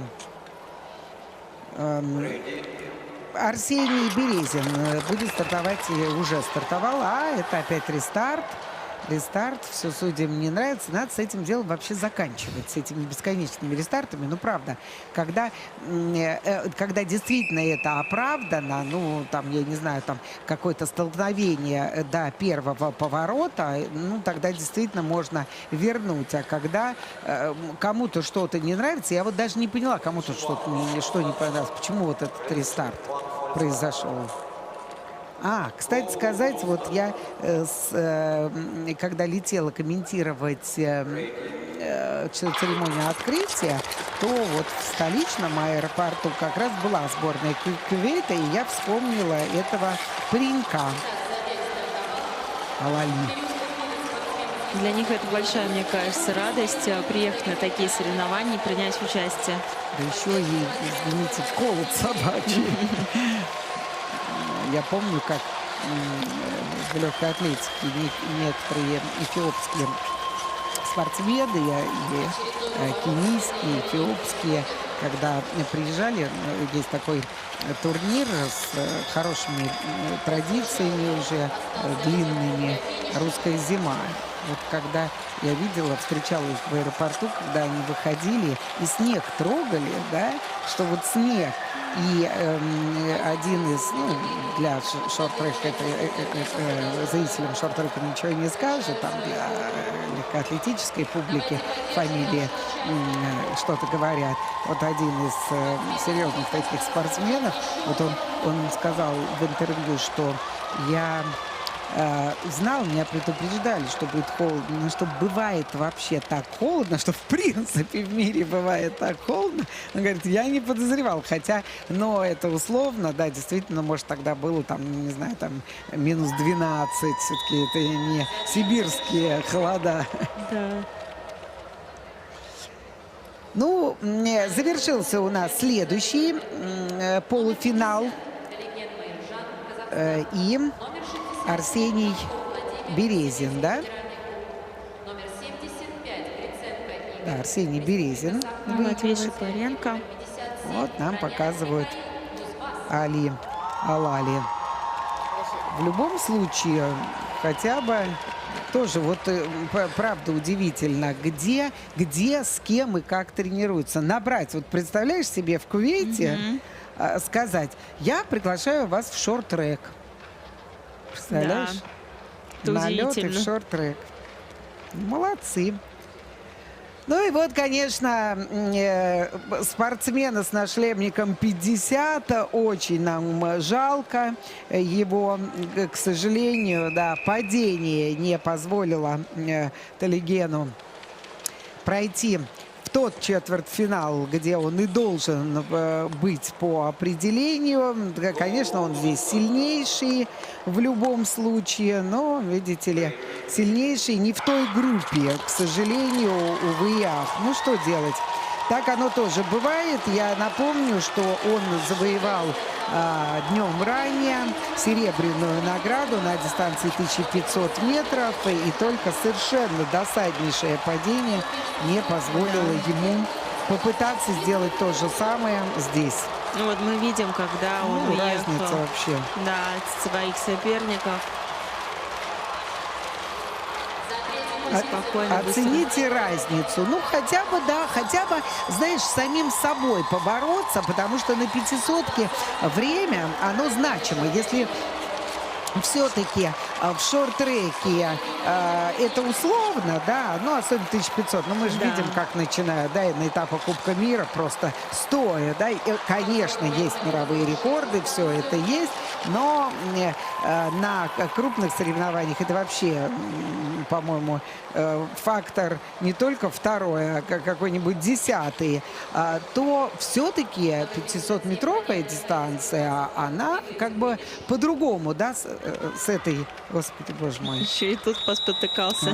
с этой точки зрения, хотя бы побороться со своим результатом. Если, например, улучшаешь личный рекорд свой ставишь, ну, хотя бы так, да, какая-то компенсация.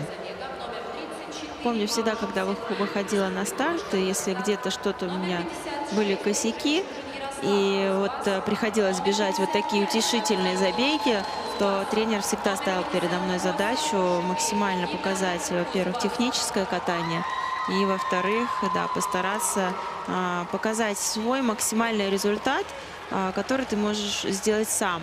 Да, то есть у нас тоже отличается забег, когда ты лидируешь, едешь спереди, или когда ты едешь сзади. То есть сзади ехать намного проще, потому что ветер перед тобой уже разгоняется другим человеком, и ты просто садишься в поток, едешь за ним и спокойно можешь следовать.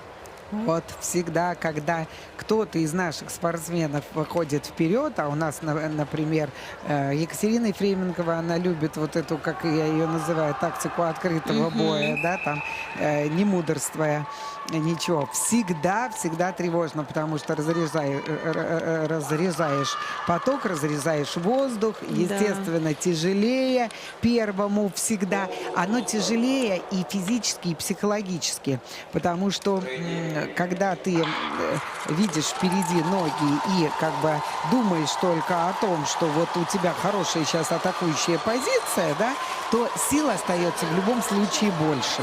В любом случае. Так, ну и следующий у нас с вами забег, это уже заключительный, да? Да, это уже заключительный забег. Сергей Малышев. Как раз вот он сейчас у нас лидирует в забеге. И 3 представителя Кузбасса. Ярослав Жемчужин, Никита Авдеев и Никита Шипеев. Ну вот представительство Башкортостана у нас. Сейчас Сергей уже Малышев. скоро, буквально через неделю, у нас в Республике Башкортостан в Уфе будет проходить чемпионат России по отдельным дистанциям, где выступят все сильнейшие шорт-трекисты России. Ну а с этой стадии мы уже с вами расстаемся. И впереди, друзья, у нас полуфинал. Очень будет интересно. Сейчас нас ждет подготовка льда, и далее мы с вами увидим 12:02 старты полуфинала среди девушек и юношей.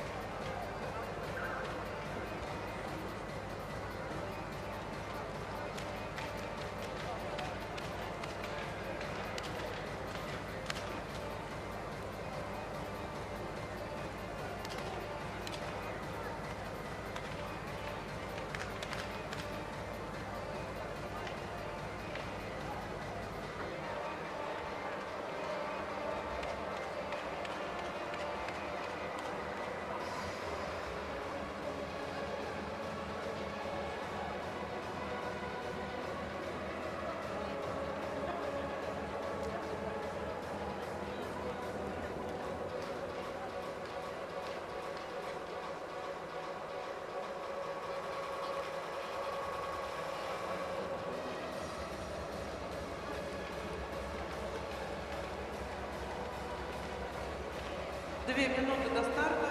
Через 2 минуты вы увидите 2 полуфинальных забега на дистанции 500 метров у девушек, а затем у юношей.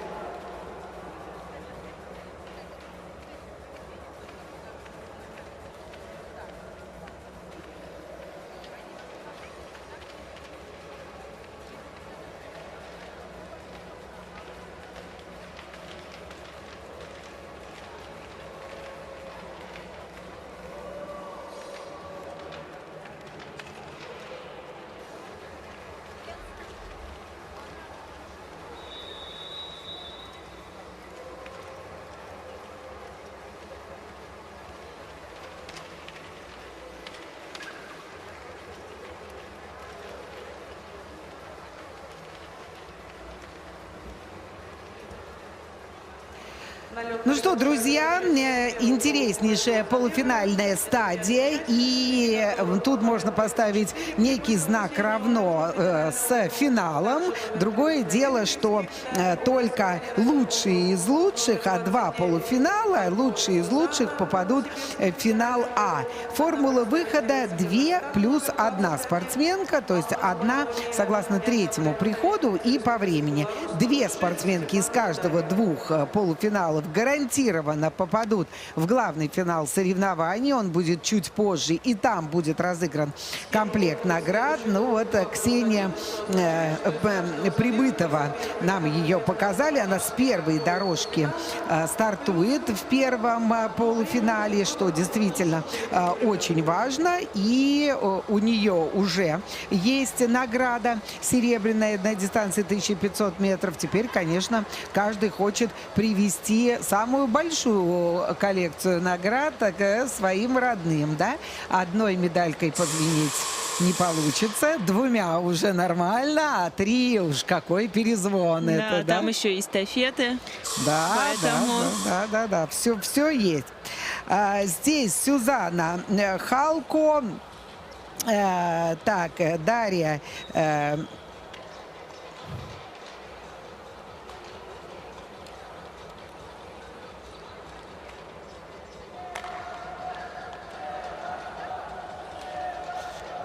Дарья Кривских, да, это все представительницы нашей страны, и есть 2 спортсменки из зарубежных стран. Это, соответственно, Нария Алпызбай и Дарья Степанова. Она, в свою очередь, представляет Белоруссию. Ну, в любом случае, наши гости 4-я и 5-я дорожка, им нужно очень-очень-очень стараться для того, чтобы пробраться в двойку сильнейших. Очень важен старт. Мы видим, да. У Ксюши все вроде бы получилось хорошо. Но Нурия была все-таки побыстрее и смогла даже с 4-й дорожки вырваться на вторую позицию. Да, молодец. И вот сейчас пытается догнать она Ксению. Ну, это трудно, наверное. Ксению это точно трудно, а вот вторую позицию надо удерживать. Кстати, не очень хорошо у Нурии вираж получился, так не очень умело. Ну, за 3-е место тоже идет борьба, и это тоже важно. Вроде бы как 500-метровка, а такое впечатление, что у Нурии уже и сил-то не осталось, да? Да, видимо, все отдала на старте. Но молодец. Вот в этом и важен тоже хороший старт. Решить все вопросы на старте и дальше спокойненько уже уехать и занять свое место в главном финале. Да, но мы уже понимаем, что Ксения будет бороться точно за медали, за очередные медали. Ну, смотри, тоже какой отрыв, да, она создала. Ксения Прибытова. Очень похоже на технику Кати Ефременко, вы не замечаете? Ну, да. Школа-то Челябинская Уральского школа. федерального округа. Ну, да. Да, надо сказать, что хорошая техника. Главное, вот здесь больше психологическая, наверное, устойчивость, и все будет хорошо. Ну вот и Нурия, да, она тоже у нас, да, попадает. И у нас получается, что Сюзанна Халка, она на листе ожидания. На листе ожидания. И теперь надо будет сравнить с результатами. Что такое? Вот вам эмоции. Самые что ни на есть. Этим и хороший спорт. Полная палитра. Да. Все мы видим с вами. Так. Далее идем. И Анастасия Баранова, которая вот 41 номер, нет, Василина Шарагина, у них наоборот, да, 14 и 41 номер, цифры одни и те же, только в другом порядке. Анастасия Баранова, опять-таки напомним, что уже имеет 2 золотые награды и выиграла дистанцию 1500 метров. Здесь все-таки со второй дорожки будет стартовать, да, не совсем хорошо. Какой-то эпизод нам там рассматривают, может быть, тоже слезы были связаны с этим. Да, сейчас, наверное, буду смотреть то, что они решали за 3-ю позицию. И вот нам сейчас покажут видеоповтор.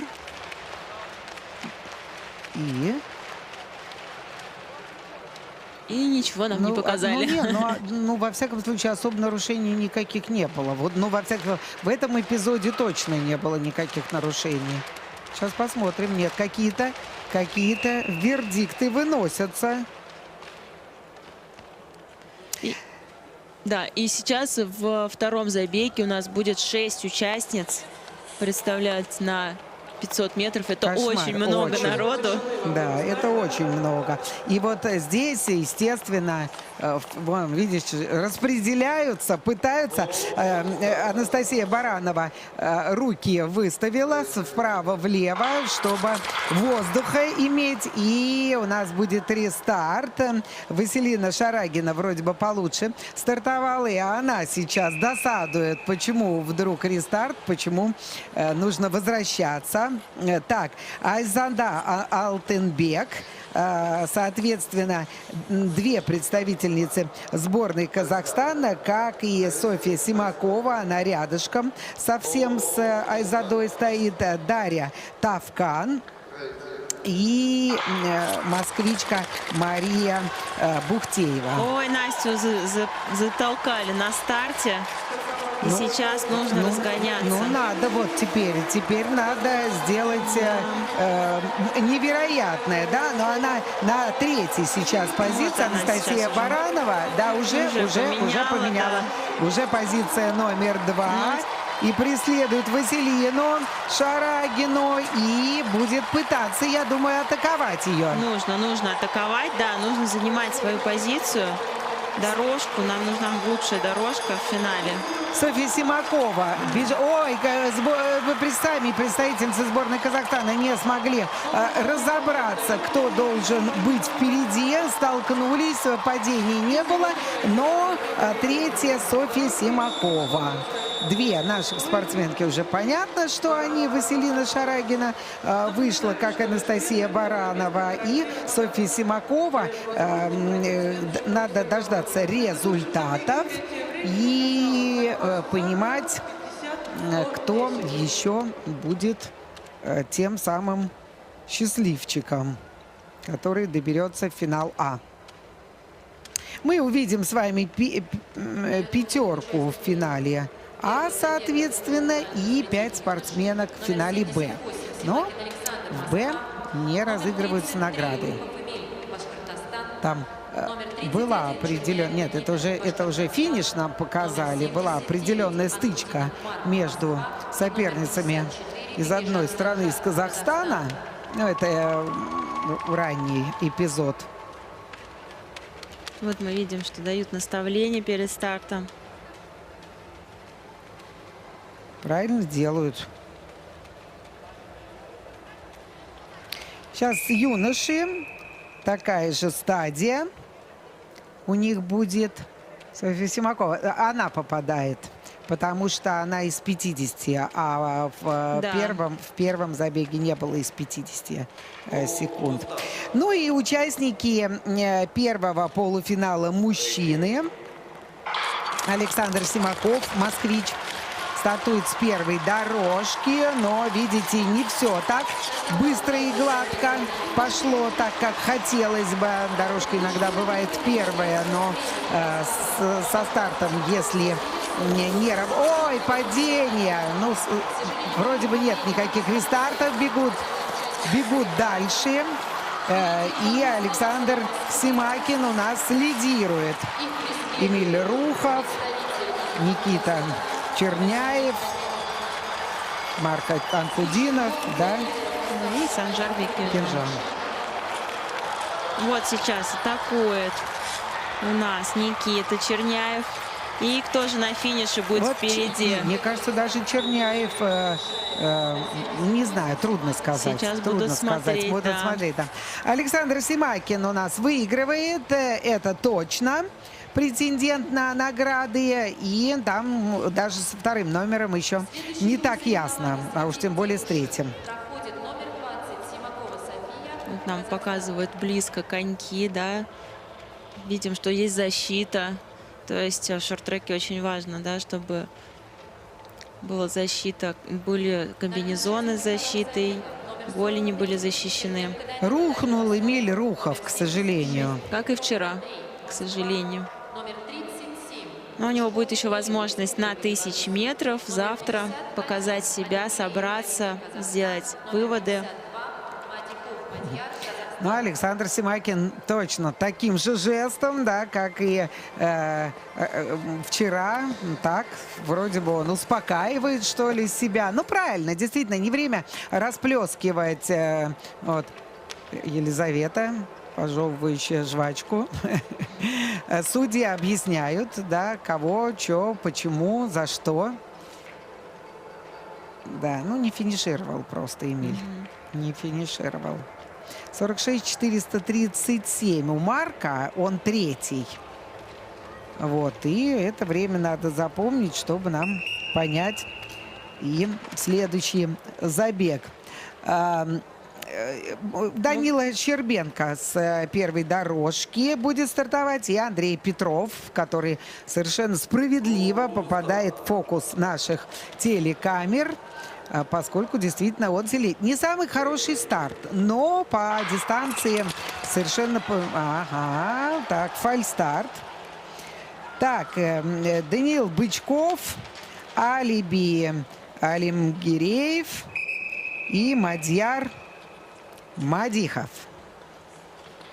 Ну, соответственно, у нас только два российских спортсмена, но зато первая и вторая дорожки у них. Далее Республика Беларусь Даниил Бычков и два представителя сборной Казахстана. В типичной для этой страны форме. Да, мы вот видим, что Андрею немного тяжеловато набирать со старта. Ой, упал! Падение. Упал! Эх, вот так вот. Все, уже эту медаль индивидуальную на 500-метровке золотую он не заработает однозначно. Но сейчас посмотрим, что скажут судьи. Возможно, будут какой-то пересматривать забег, если Нет, там по конькам пересматривать сзади. точно будет, да, точно будут пересматривать. И если судьи что-то скорректируют, он шел на второй позиции. Вторая позиция позволила бы выйти в следующий круг соревнований именно в финал А. И если они увидят, что какие-то неправомерные действия были совершены по отношению к Андрею Петрову, то его просто судейским решением выведут в финал А. И тогда уже вот Тут нам сейчас это... покажут. А, нет. Нет, сам. Сам. Сам споткнулся. Да, сам споткнулся. Уже никаких. Досадно. Давайте еще раз посмотрим. Хотя, Ну вот они могут рассмотреть, как всё-таки, будто был слушай, толчок. хотя все-таки нужно еще и еще вот на шаттле отматывать, Да. шаттлом таким покадрово, да, чтобы посмотреть, был ли контакт, был ли какой-то толчок или еще что-то. Нам кажется, что вроде бы сам, но действительно это все проходит настолько быстро, что мы точно не можем сказать. Но, конечно, судьи вот пристально смотрят, был ли не был. Идет обсуждение главного судьи и помощников. Посмотрите, бурное Да, какое вот обсуждение. как раз, как я и говорю, что один, наверное, будет думать, что споткнулся сам, но с другой стороны, как будто был, да, маленький толчок Небольшой, рукой. да, который мог спровоцировать, да. Поэтому сейчас, конечно, очень любопытно, какое решение примут судьи, потому что достаточно такая...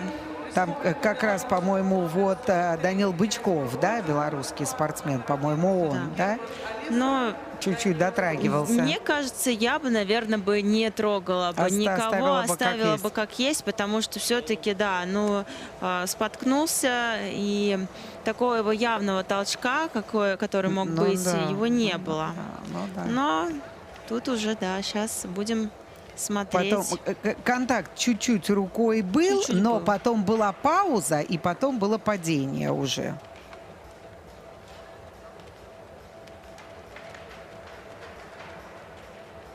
Да, все-таки принимают решение, похоже, о дисквалификации.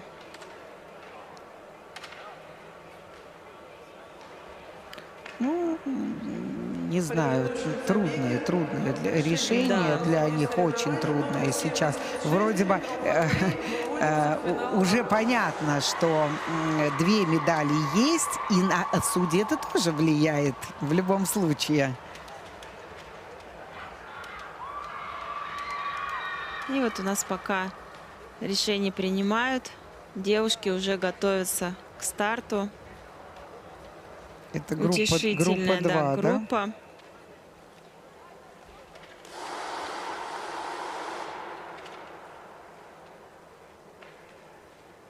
Да, мы видим, что Андрея Петрова выводят в следующий круг. Следовательно, финал А. Но никого не предполагаю. дисквалифицировать. Да, финала, конечно. Финала, однозначно совершенно. Ну, а здесь Александра Ковалева, Ярослава Шабанова, Софья Спорыш, то есть две белорусские спортсменки, соответственно, Шабанова и Спорыш, Ольга Князева и Алиса Гирман. Это все представительницы нашей страны.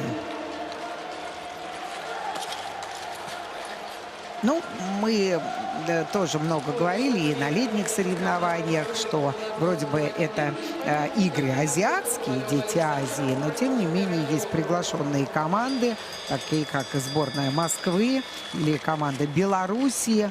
Открытые соревнования. Чем больше молодых спортсменов и спортсменок будут участвовать в этом, тем лучше. Ну вот Александра Ковалева, она сначала стартовала с первой позиции, потом мы видим, что она на втором месте ехала и в конечном итоге что ж, не ожидала такой радости, не поняла. По-моему, совершенно очевидно, она прибежала к финишу первой.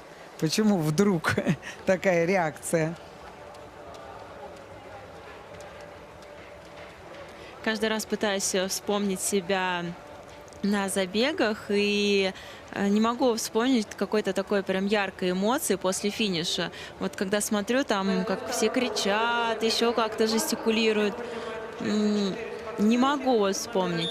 Помню, да, когда мы выигрывали там чемпионат Европы, конечно, с девчонками там едешь, обнимаешься, но чтобы вот после своих каких-то личных забегов, там на каких-то там чемпионатах России, Ты не знаю, была может скромна.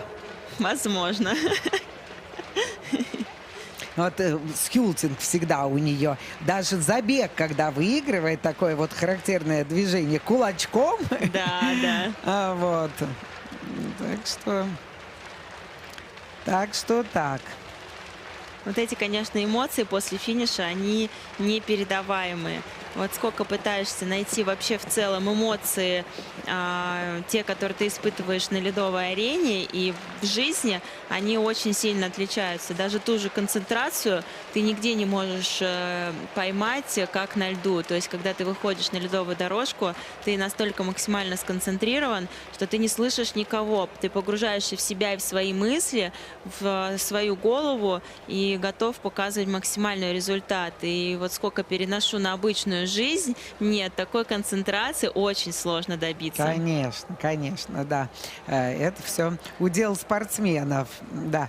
Ну а вот с этими жестами надо быть очень аккуратным, поаккуратнее надо, потому что иногда какие-то жесты воспринимают совершенно по-другому, то есть вкладывают тот смысл, который спортсмен даже и не предполагал. Например, вот у Усейна Болта, да, такое характерное движение, как будто он там стрелу, да, отправлял в небо. Так сначала столько было критики, день уважения спортсменов. Я вообще даже не понимала, что имеется в виду, да. Потом это было узаконено, эти руки, даже потом коммерсанты сразу решили, что надо быстренько это монетизировать, и сориентировались очень быстро, как всегда это бывает, и выпускали даже надувные такие руки, там а-ля Усейна Болта, а сначала был подвергнут критике. Вот так вот. Даже поэтому здесь надо все аккуратнее. Да, даже у нас в шорт-треке же на Олимпийских играх в Пхенчхане команда Венгрии сделала этот жест, встав на пьедестал почета. Да. Здесь у нас Налия Шафигулина, Дарья Дульцева, Вероника Маслянка и Мария Артамонова. Ну, во всяком случае, так изначально было. Сейчас Дарья Дульцева пошла вперед. И нет, видишь, как борьба есть. Да. Борьба есть. Ну, сейчас, наверное, на финиш попробует. Да, и тогда на этой волне сначала обгонишь, а потом выносит тут, по той кривой, которая не нужна была бы. Да, не хватает, наверное, еще просто скорость есть, а, возможно, сил закрутить себя поуже нету. И поэтому так сильно выносит девочек. Сама помню, когда бежала 500 метров на максимум, уже все, бежишь к этому рекорду. И на последнем повороте ноги уже не держат, ты падаешь, потому что просто не справляется организм и ноги с такой нагрузкой на вираже. Ну, еще маленькие, еще и физических кондиций надо бы поднабрать. Конечно. Все впереди. Номер 64. Носков Арсений, Сибирский федеральный округ. Номер 36. Зеленин Роман, Республика Беларусь. Номер 69. Ну, довольны. Ну, хотя бы, видишь, попали в кадр. Все равно это важно. Эмоции получили. Какой бы забег он не был, да, пусть это не главный забег, но, тем не менее, тоже мы много раз говорили. Сначала все-таки главное участие, а не победа. А потом главная победа. Вот, наверное, все-таки вот это вот золотые слова, которые я запомню и в дальнейшем буду их применять везде. А то у меня было много вопросов. Ну вот, теперь видишь, все прояснилось.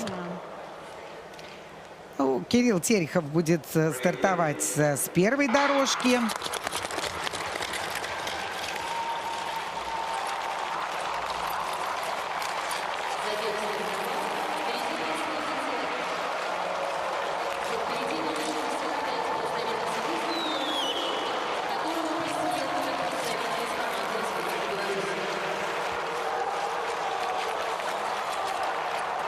Сейчас у нас бегут юноши. Второй полуфинал. Кирилл Терехов, Арсений Носков, Роман Зеленин, Вячеслав Шишкин и Богдан Хасанов. И заключительный круг падения у Романа. О, еще одно. Ну, прям ребята борются. Видишь, как чуть-чуть скорости, мне кажется, выросли, да, так сразу брака больше стало. Да. Тоже будет у нас два забега, да, и в этой группе, соответственно. И вот сейчас на старт выходило 5 спортсменов, а в следующем забеге будет только 4. А у девушек вообще было 6. Ну да. На 1500 метров иногда с 6-й дорожки стартуешь, думаешь, места нету. А здесь 500 метров, когда надо показывать максимальный результат, максимальную скорость.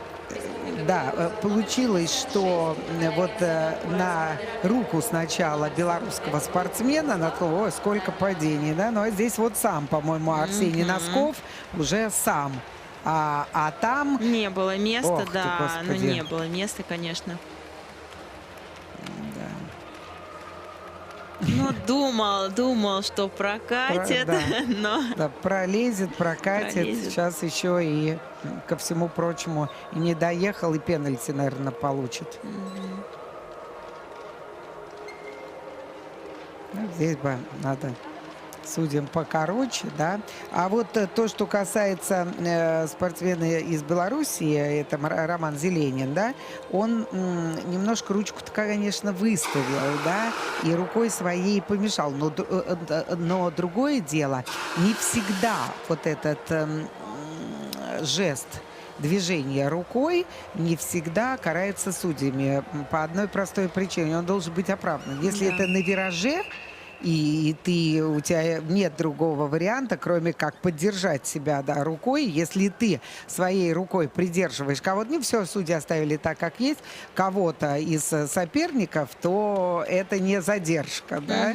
А если ты так делаешь напрямую вдруг ручкой-то, то это уже по-другому.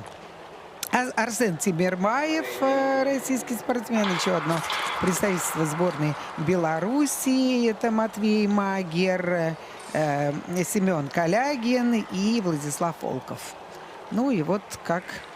Чем короче дистанция, тем больше фальстартов, рестартов и всего прочего. вот только сейчас вот прям начала ловить себя на мысли, что да, наверное, все-таки без фальстартов будет интереснее смотреть соревнования. Для зрителя именно. Правильно, потому что смотря где, какой угол зрения, где находишься. Когда ты спортсмен, тебе хочется, Да. конечно, иметь еще один шанс обезопасить себя. Причем вот это без права на фальстарта, пока это же нововведение, оно проходит апробацию, мы не можем гарантированно сказать, будет ли это на Олимпиаде и Да. даже на чемпионате мира. Скорее всего, будет, но мы видели, что вот и там Анна Зайдель, казалось бы, опыт большой, да, Да. а вот раз, с нервами. Но больше всего, я говорю, меня фальстарт тогда удивил у девчонок, у японок в эстафете. Какой фальстарт в эстафете, когда 3000 метров, там еще как до звезды бежать и бежать. Матвей Магер выигрывает этот забег, белорусский спортсмен. Ну, в любом случае, мы говорим, это утешительные забеги. А вот следом, после того, как они пройдут, а они уже завершились, мы с вами будем смотреть уже финалы Б сначала, финалы А. И там, конечно, будет жарко, что у мужчин, что у женщин. Это будет после небольшой паузы и подготовки льда. Ну вот и также на крупных соревнованиях и на этапах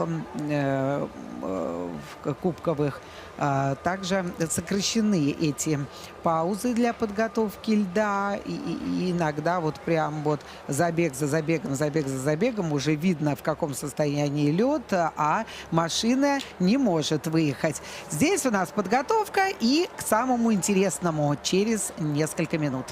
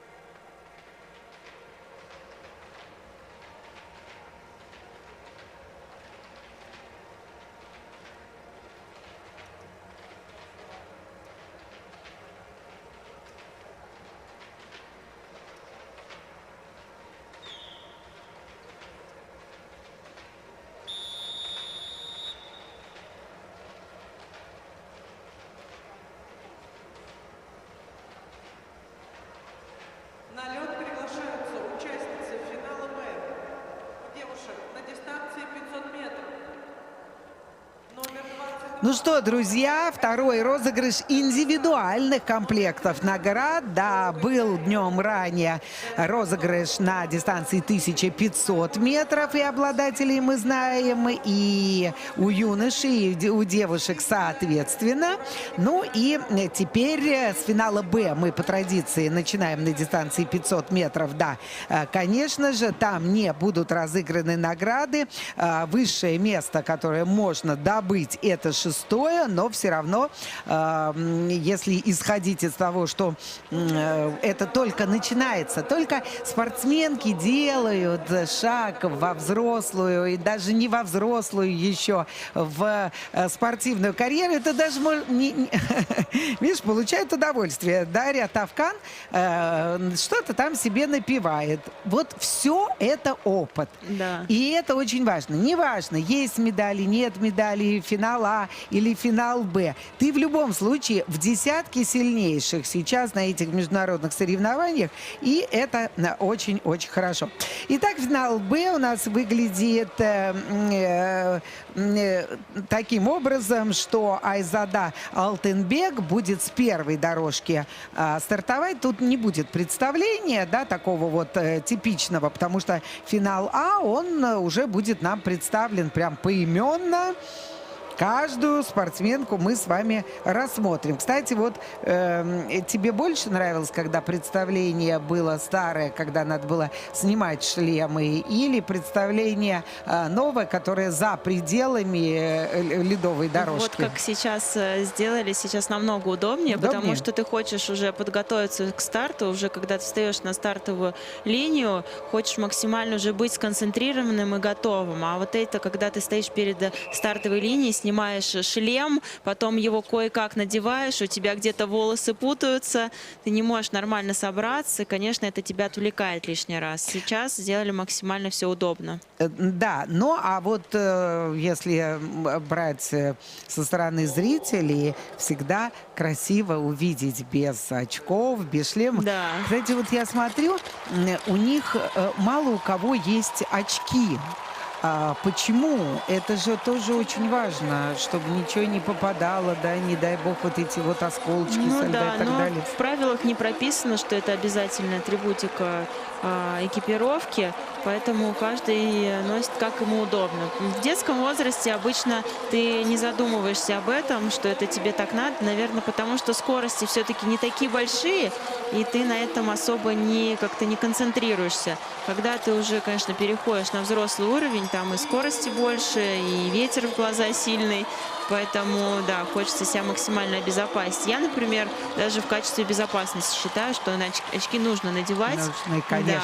Да. Завершающий у нас круг, и Айзада Алтынбек выигрывает, то есть она становится 6-й в итоге. По-моему, там Дарья Тавкан, да, ну сейчас нам прояснят все в итоговой таблице.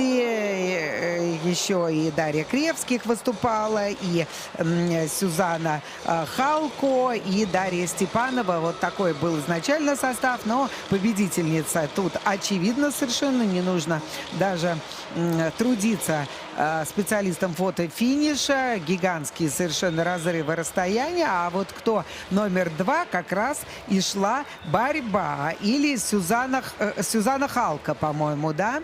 По-моему, Да. она. Финишировал второй. Да, именно так. Ну, в любом случае, здесь не о наградах шла речь, а вот те спортсменки, которые будут бороться за медали, они нам будут представлены во всей красе. И, конечно же... С нетерпением сейчас ждем. Да. Интересно, получится ли у Анастасии побороться за золото? Слушай, но она с третьей дорожки, золото, да. но она с третьей дорожки начнет, да. Итак, Ксения Прибытова на ваших экранах, то есть 3 россиянки. На Уральский федеральный округ представляет Ксюша, Василина Шарагина, она в свою очередь Дальний Восток представляет. Да, вот у нее такой еще как чепчик, я бы сказала, под шлемом, да. Анастасия Баранова. Ну давай, Настя, собирайся. Третья, не третья дорожка. Да, 2 награды уже золотые есть. Москвичка. Воспитанницы, я все-таки не отделяю их, читы Ивлеевых, хотя они там внутри коллектива разделены. И у отца семейства свой коллектив, у мамы свой, но тем не менее я все-таки их не разделяю. Так, Софья Симакова из Казахстана и 2 спортсменки Нурия. Сейчас представят, да? Или уже представили? Рассказывают о Насте. Да, так. Ну и Апсылбай. Вот вся. Это 5 сильнейших. Мест на пьедестале почета, как известно, только 3. И здесь не бывает, чтобы кому-то дали один и тот же результат, потому что все в тысячных, Да. если нужно, и не только в тысячных, да, в миллионных посчитают. Конечно, у Ксении Прибытовой сейчас очень хорошее положение стартовое, самое-самое выгодное. Мы видели, что и Василина Шарагина, может быть, Шарагина, в фамилиях правил нет, ну пусть уж нас простят. И вот девчонки без фальстарта даже уходят. Ой, толкать, сейчас будет рестарт. Падение, рестарт. Падение, рестарт. Ну, знаешь, я бы вот, кстати, сказать, вот за такие падения рестарты бы не давала уже. Уже не давал. Действительно, есть опасные завалы. Ну, Да. вот смотри, Нурия здесь сама, она попыталась с 5-й дорожки сразу протиснуться куда-то поближе. А как? Да. А как, если Тут все хотят да, туда? Тут надо на голову быть сильнее, шагать вперед. Есть правило на старте, да, такое, что нельзя пересекать путь сопернику. То есть ты должен, точнее, обязан бежать по прямой, по своей траектории. И, конечно, если у тебя будет скорость больше, если твой шаг будет больше, ты сможешь занять новую позицию, новую траекторию движения и уже спокойно убежать вперед. Ну, сейчас у Нурия Алпызбай не было вот этого. Не и было. у Софьи Симаковой, да, они, конечно, старались 4-й, 5-й что-то изменить, да, но возможности, то есть стартовой скорости, кстати, вот сейчас, может быть, кого-то и выдворят. Стартовой скорости нет еще такой. Да. Над этим надо только работать и работать и работать. А то, что ты начинаешь как в стену врезаться впереди стоящих, это все неправильно. Вот как раз, возможно, как раз рассматривая тот момент, да, про который я сказала, то, что наискосок могла побежать. И посмотрим, что сейчас решат судьи. Вот этот вот волнительный момент в глазах, когда вроде бы надо уже бежать. Очень тяжело спортсмену, на самом деле, когда старт откладывается, ты вроде бы готов уже здесь и сейчас, в эту секунду, но старт переносится, и твое внутреннее вот это вот волнение, оно тоже переносится с тобой, и результат уже иногда бывает немного другим. Главное не перегореть. Но, Да. с другой стороны, это же не редкие ситуации в шорт-треке. Если ты хочешь продолжать выступать, то ты должна быть готова к подобного рода ситуациям. Ну вот, вам, пожалуйста, да. Нурия, да, она лишается возможности продолжать. Вот она с 5-й дорожки пыталась поменять, да лучше бы ничего и не пыталась.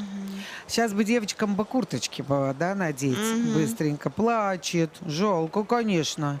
Ну вот она, да. Ну что тут, все она пересекала и уронила Софью Симакову, свою же землячку уронила, к сожалению. И все дальше по цепочке. Цепная реакция. Ну вот, 4, мест побольше.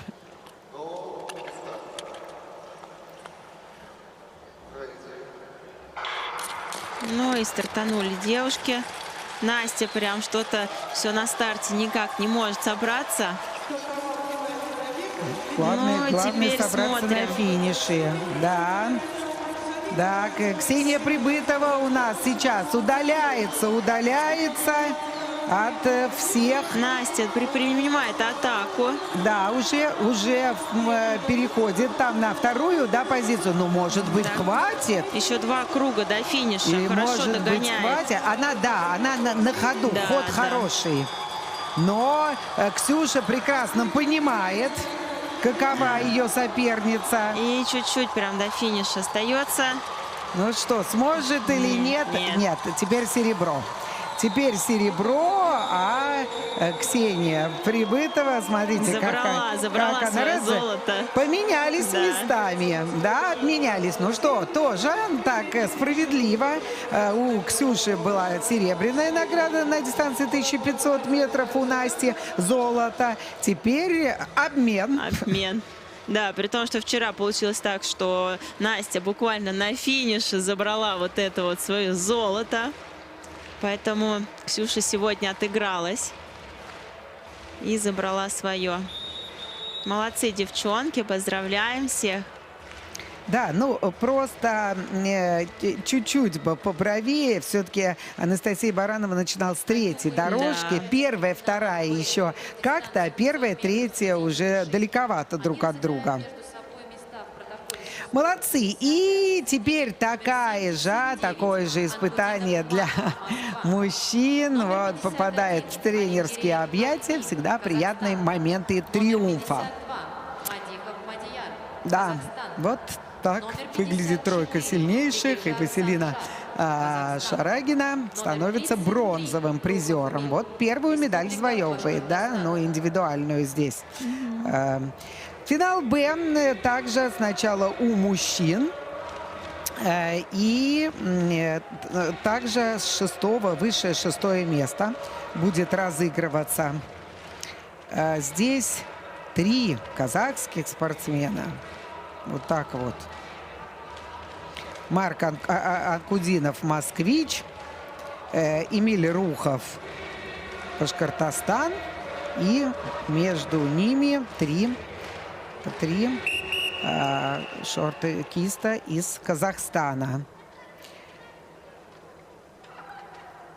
Алим Гиреев сначала. Алиби. Мадьяр Мадихов и Синжан Кинжан.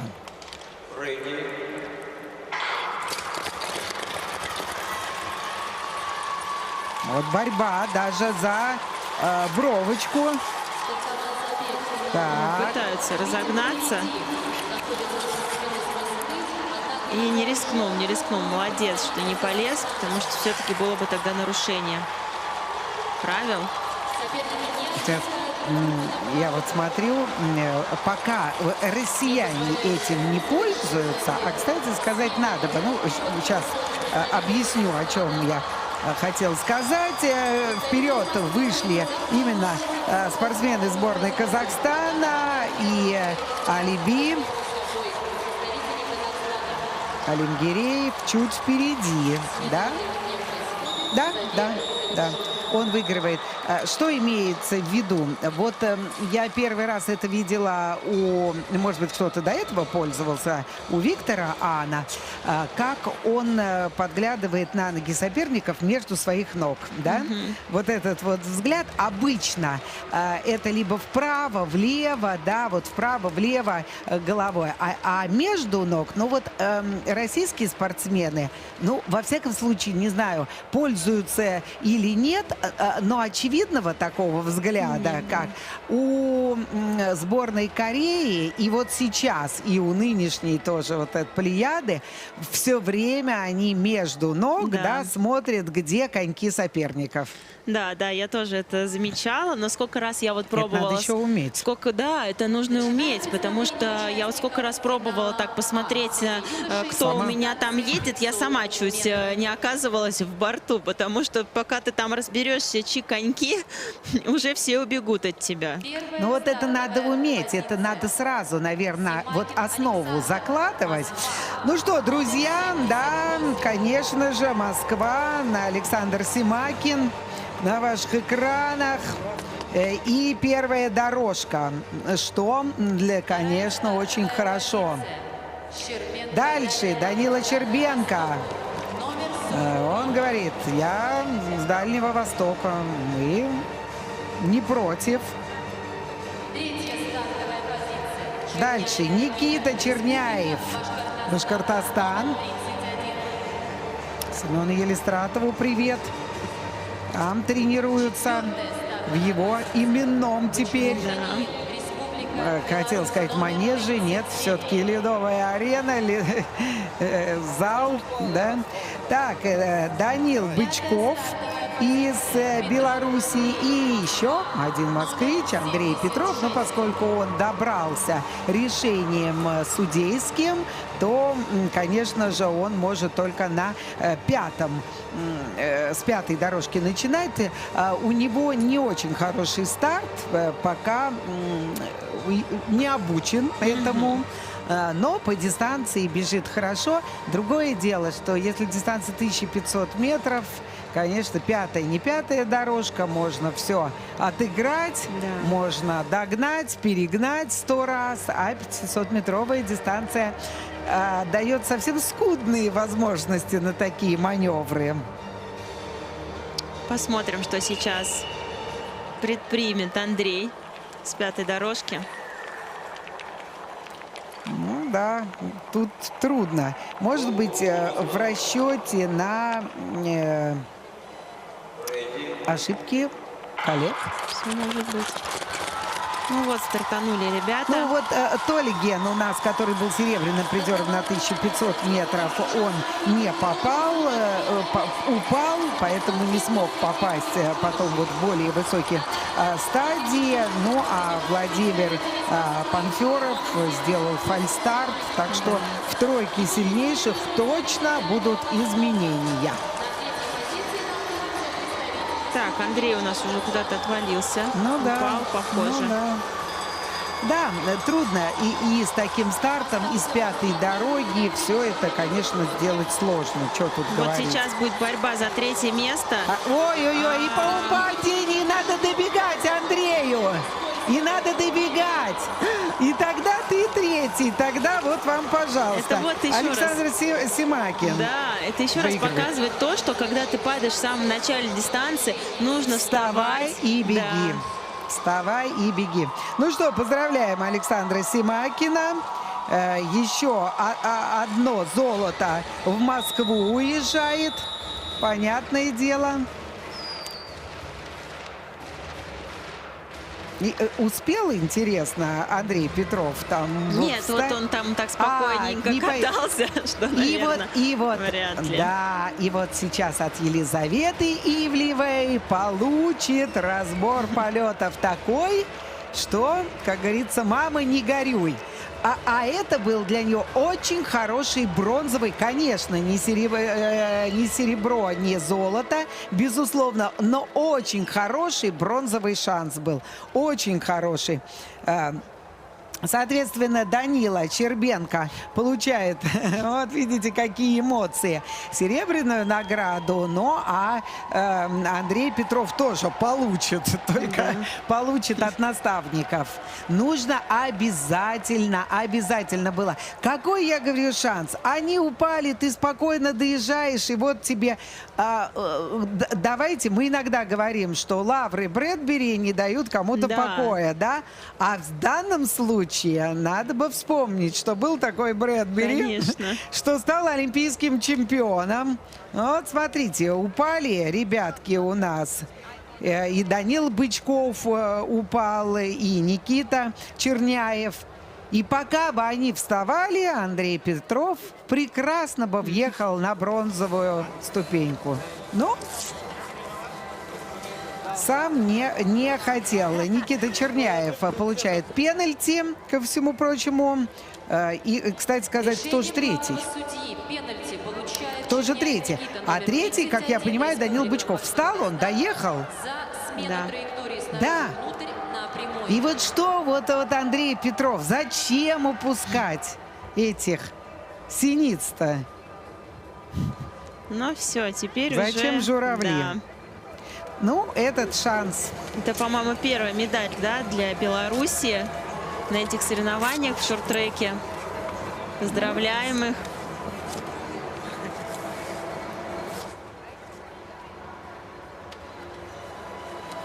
Ну а теперь у нас остались эстафеты, девушки и юноши. Но это А будет там уже вторая. после подготовки льда.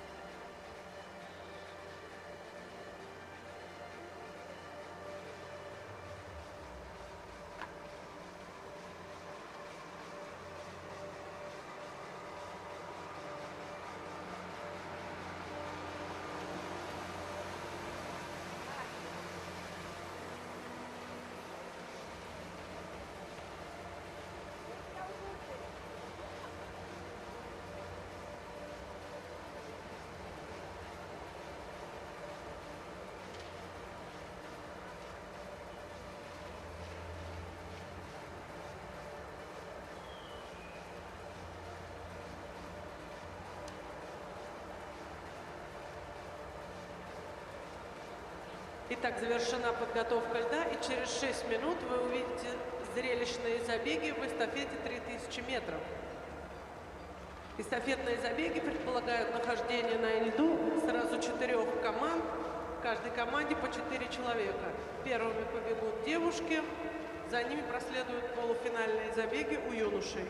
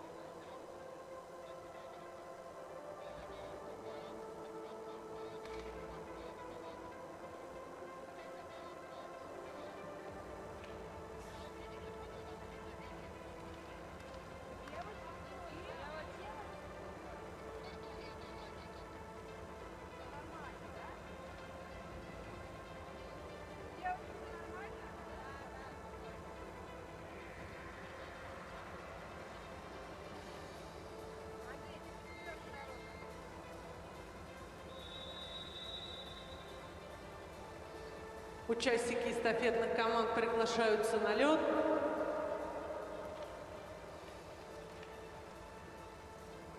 Каждая команда получила нашлемники своего цвета, чтобы и вам, и главным судьям было удобнее смотреть за забегом, видеть нарушения, либо их отсутствие, а также чтобы участницам было видно своих сокомандниц.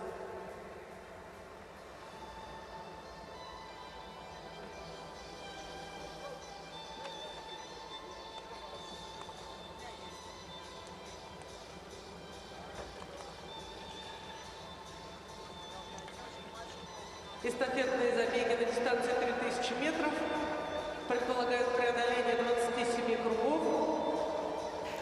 Ну что, друзья, и теперь у нас только эстафеты в сегодняшнем дне. Уже индивидуальные награды на дистанции 500 метров были разыграны. И теперь классические с одной стороны, но для девушек дистанции 3000 метров ничего не надо будет менять. Когда перейдут во взрослый возраст, такая же дистанция в эстафете и останется. Смешанная эстафета тоже была на дистанции 3000 метров, хотя у взрослых взрослых спортсменов это 2000 метров, а здесь вот прям классика жанра. Мы видим, что сборная Казахстана, Москвы, Республики Беларусь и Саха-Якутия – это состав первого полуфинала. Тут все очень просто, предельно просто. В регламенте 2 команды выйдут в финал А, 2 команды, соответственно, финал Б. Ну, здесь различить тоже крайне просто. Сборная Казахстана в типичной такой голубоватой форме, да, сборная Москвы тоже в фиолетово-розовой, сборная Белоруссии в темной, то есть там, ну, черные цвета, красные, да, присутствуют. То есть все-таки понятно, кто есть кто. Сборная Казахстана, я думаю, что весьма конкурентоспособная, как и сборная Москвы, и там хороший такой состав, и, пожалуйста, и Анастасия Баранова, которая с 3 уже медалями, Ольга Князева. Ну, тут представлен состав из 5 спортсменок, но понятно, что задействованы 4. Всегда запасная должна иметься. Вот мы видим, да, сейчас спортсменки пытаются... Ну, тут уже 3 команды. Это Саха-Якутия, ну, сразу было ясно, что аутсайдеры, да? Или что-то произошло, что он не попал в наше поле зрения. Непонятно. Я вообще их не вижу.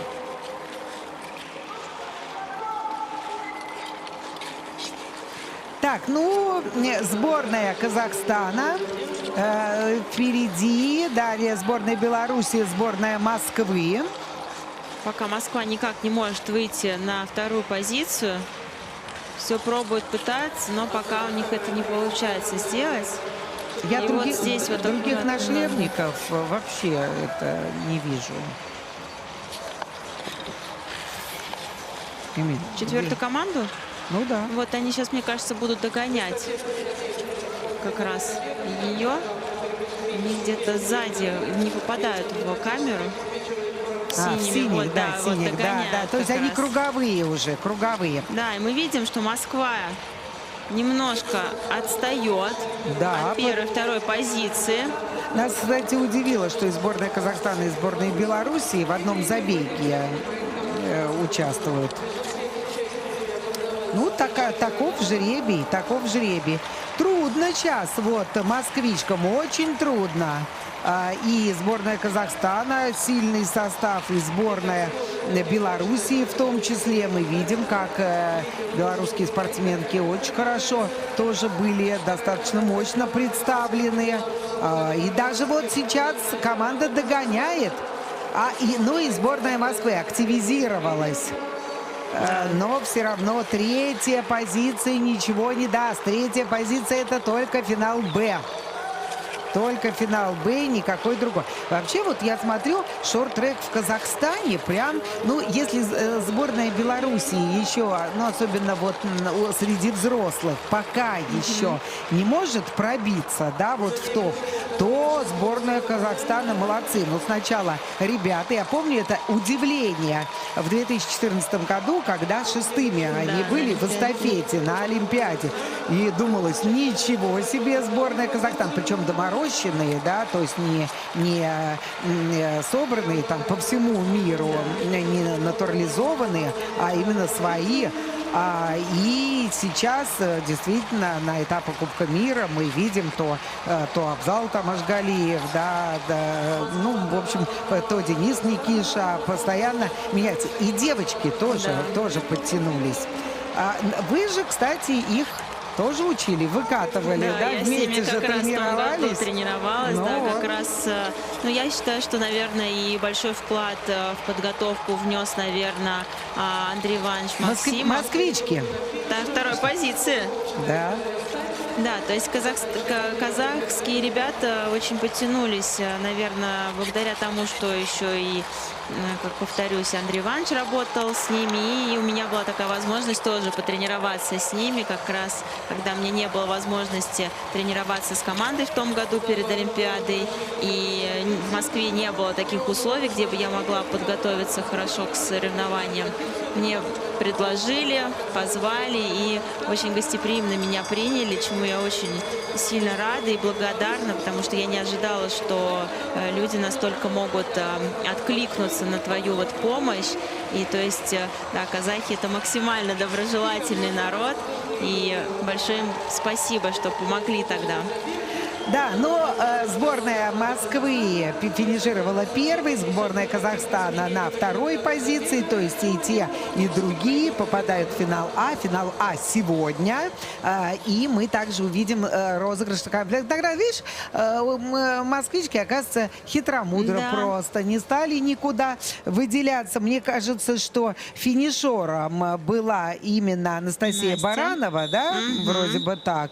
Но вот, видишь, все хорошо Молодцы, сложилось. девчонки, да. Возможно, это и был правильный тактический ход. Посидеть, отдохнуть достаточно и набраться сил на конец дистанции и уже в конце выдать максимум.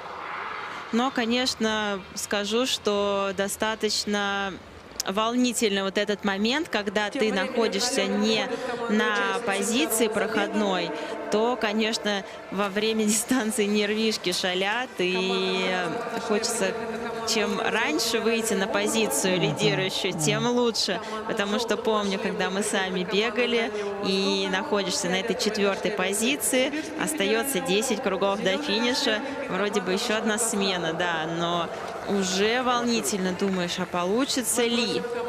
Вот, Поэтому всегда максимально стараешься поменять позицию в самом начале. И сейчас, когда смотришь Кубки мира, все стараются максимально поменять вот эту позицию, выйти вперед и водить.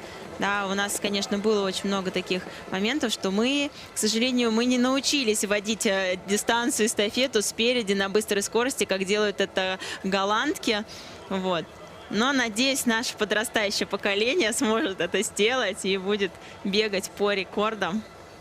Ну да, но сборная Нидерландов, также мы много-много раз говорили, так, прохладно, сразу видно, прохладно дальневосточницам. Также мы говорили, что сборная Нидерландов очень часто использует в тренировочном процессе именно эстафету, подготовку эстафеты. И через нее повышают и личные характеристики каждого спортсмена или каждой спортсменки. Но в первую голову, конечно, это касается женщин, потому что, да, вот эти братья Твуды, Йенс Ван Твуд и Лили Ван Твуд, хорошее подрастающее поколение. Конечно, надо впитывать опыт таких людей, как Шинки Кнехт, и мне кажется, что подчас он даже является у них в мужской сборной таким играющим тренером, да, он, конечно, в деле, но вот как играющий тренер, вот, но у женщин все выглядит помощнее, Да. помощнее, поровнее и, да, и позвонче. Здесь у нас представлены сплошь российские команды: Уральский федеральный округ, Дальний Восток, сибирячки и специалистки, да, из Башкортостана. Из Башкортостана. И опять-таки, скажем, только 2 команды. Ну, выводов не делаем вновь никаких. У нас в Уральский федеральный округ в красных нашлемниках, желтый Дальний Восток, в фиолетовых Сибирский федеральный округ и в зеленых или какие там синие или зеленые Башкортостан. Да, вот мы синеньком. видим, что все разбредаются так. Вот знаете, чем мне не нравится эстафета?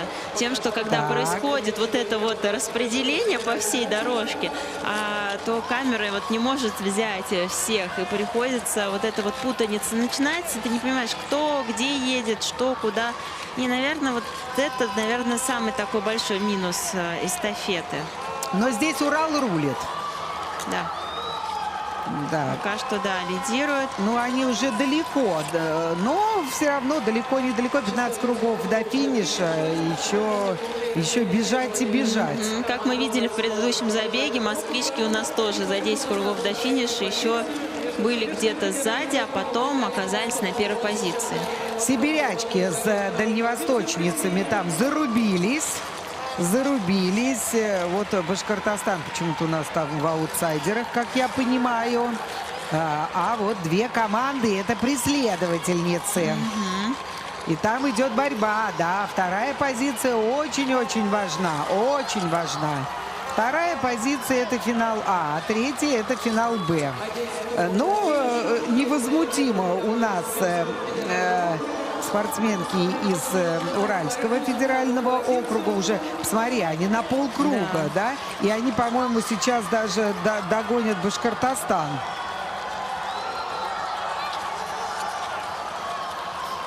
Да, они уезжают. 9 кругов до финиша. И вот тоже сейчас девочка бежит из Свердловской области. Могу предположить, что школа Алексея Васильевича Ельникова. Потому что сразу по технике могу сказать, что бегает так же, как и Евгения Захарова.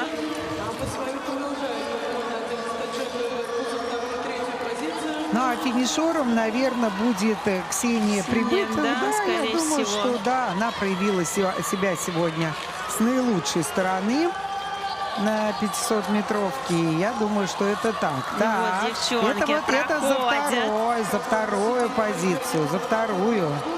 Уже отстали зеленые, Башкортостан. На круг Вот их, там, да, на круг, догнали да, уже. на круг. Вот это не конкурентки тем спортсменкам, которые в красных нашлемниках, но здесь хотя бы за ними подержаться. А уж мне кажется, вот с борьбой-то бы и не надо бы. Подержаться одно дело. Да, вот тут сейчас Смена у Башкортостана смена была, да, а у Уральского федерального округа не было смены. И тут главное, чтобы все это было аккуратно. Когда лидер тебя проходит на круг, то твоя задача уступить ему дорожку и не помешать. Хотя, возможно, по новым правилам, по-моему, ты не обязан ему уступать дорожку, да, то есть спортсмен сам должен тебя проехать. Ну, если соответствовать все-таки всем канонам фэрплей, то лучше бы, конечно, уступить. Конечно. Да, не вредничать.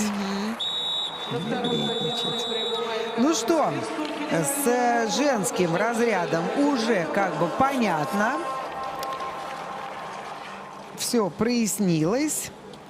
Сборная Москвы, сборная Казахстана. Здесь Уральский федеральный округ. Так, и четвертая команда у нас кто? Ну, в красных нашлемниках были Уральский федеральный округ. И, по-моему, это сибирячки, да? Или... Давай сейчас... Нет. Дальний Восток. Или нет? Или сибирячки. Господи, боже мой. Что ж там... Сбилась, да. Или не передали, что ли, эстафету. Да. И Сибирский федеральный округ. Вот так вот. Такая четверка. Теперь поймем, что будет у мужчин. Ну, вернее, у юношей. Тоже точно так же будет 2 полуфинальных забега. Какие-то были, видимо, столкновения или стычки, что-то там судьи рассматривают немножко. Ну, как раз, наверное, тот момент, где было вот это вот, наверное, передача эстафеты, касание, не касание. Ну, уже молодые люди, юноши вышли на старт, и у них как раз не классическая дистанция. Им надо будет со временем перестраиваться, потому что 3 или 5 у взрослых разница гигантская. Тройку тебе трудиться, да, все равно разделена на 4. В любом случае, на 4. То есть никого не добавят. Сборная Москвы, Белоруссии, Дальний Восток и Саха-Якутия. Правильно ли? Да. Да, правильно. Ну вот как раз у москвичей и Панферов, который сделал фальстарт на 500-ке, да, и Петров Андрей, который упустил, какой вчерашний день был вот хороший, да, для них, и сегодня совсем не так. Итак, сборная Москвы, Белоруссии, Дальнего Востока и Саха-Якутия.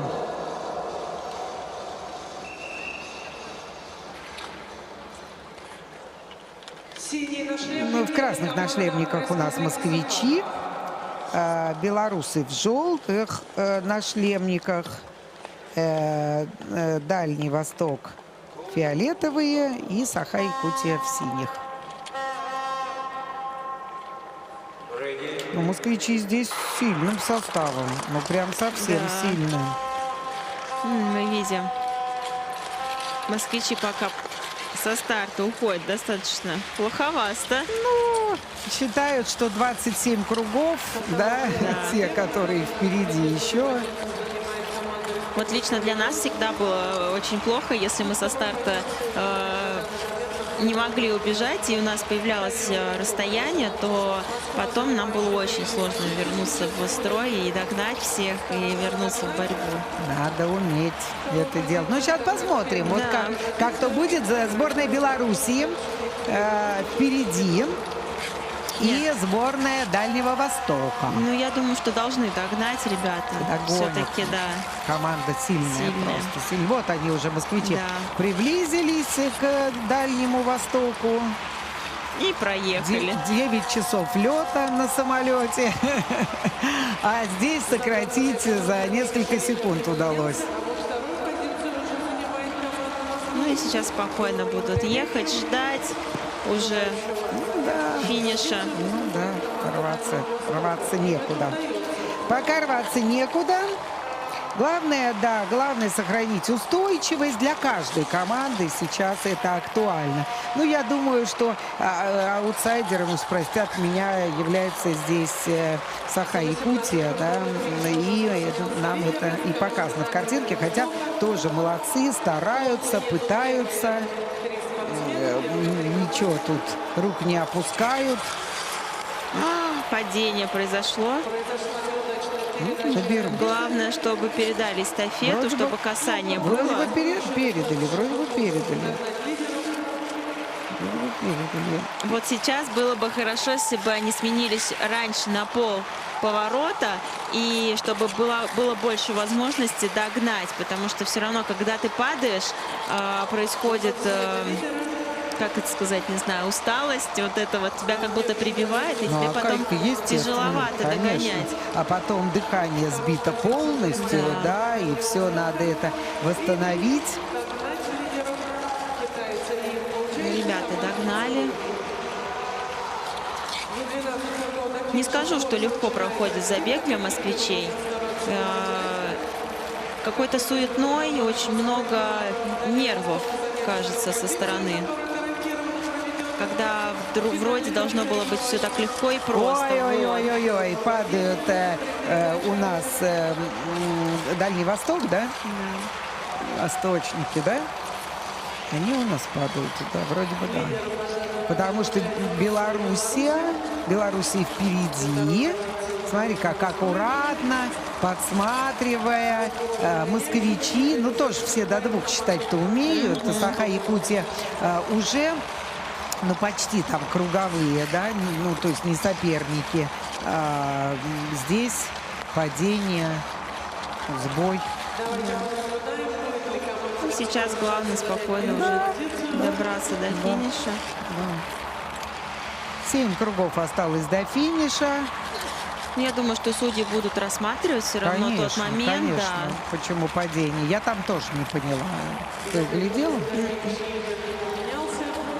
С дальней камеры все-таки не всегда это будет видно и понятно, поэтому это нужно смотреть вблизи уже, где был толчок, было ли сцепление коньками, что-то еще. Все может быть, поэтому тут очень важно тоже пересматривать.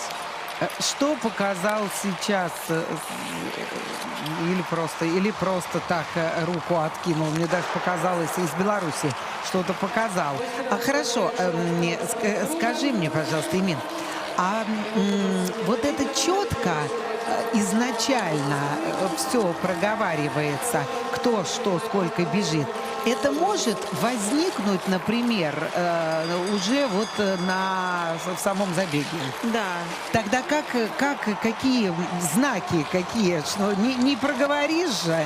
Но вообще изначально, конечно, перед тем, как выходить на старт, Это понятно, да, да. ты знаешь уже, как, что, сколько вы побежите. Но случаются разные казусы во время дистанции, и я не знаю, как у других, но у нас с девчонками была настолько ментальная связь друг с другом, что мы, можно сказать, с полуслова, с полувзгляда, точнее, мы уже понимали друг друга. Меняться, не меняться, да? Да, не меняться. Ну, конечно, где-то ты успеваешь крикнуть, что нужно смениться через полкруга, но в целом ты видишь по обстановке, ты уже сам предпринимаешь это движение. У нас очень часто было такое, что вот у нас, я прям сразу вспоминаю забег, мы бежали Кубок мира в Голландии, и с Катей Ефременко делала обгон, и я понимаю, что мне нужно сейчас выходить. Если я сейчас не выйду, у нас ничего не получится. То есть как-то это настолько в каком-то вот в ментальном вот этом вот в мыслях у нас все это произошло, мы сменились, и все получилось. То есть, ну, тут очень важно, да, чувствовать друг друга, чувствовать своих сокомандников. Ну да. Смотри, сцепились все-таки коньками, да, там белорусы и спортсмены из Дальнего Востока сцепились. Ну да, сцепились. И будет точно этот эпизод рассмотрен. Ну да, вот меня вот в этом плане всегда мы-то с комментаторской так не чувствуем, да, как вы там чувствуете, когда на арене. Вот я думаю, если, например, вот надо смениться, вот как надо, что надо сделать такое, что надо сказать, как надо прокричать, или что, где, в какой момент, или, может быть, какие-то есть сигнальчики, там, ах, ох, что-нибудь, чтобы означает. Да, есть моменты, что, например, когда мы понимаем, что перед сменой человек делает обгон, и мы понимаем, что сейчас очень хорошее время для обгона, то человек просто кричит, что там «оп», или хоп, и что он поменял. То есть мы всегда стараемся не менять перед сменой позиции, да, потому что вот этот последний поворот, просто человек внутри не успевает быстро среагировать и выйти вовремя. И поэтому есть вот такая фраза, что хоп, что мы сменились. Но как бы мы старались чаще всего это без звуков, не практиковать, потому что, да, как-то, когда ты все равно друг друга взглядом лучше, либо как-то показываешь пальцами на руках.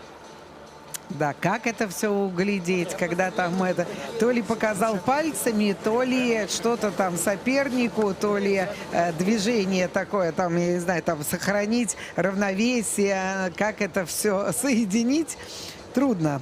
Все трудно. Так, ну что, друзья, этот забег у нас остался тоже позади, и еще только один полуфинал, и, собственно говоря, все, с эстафетой все.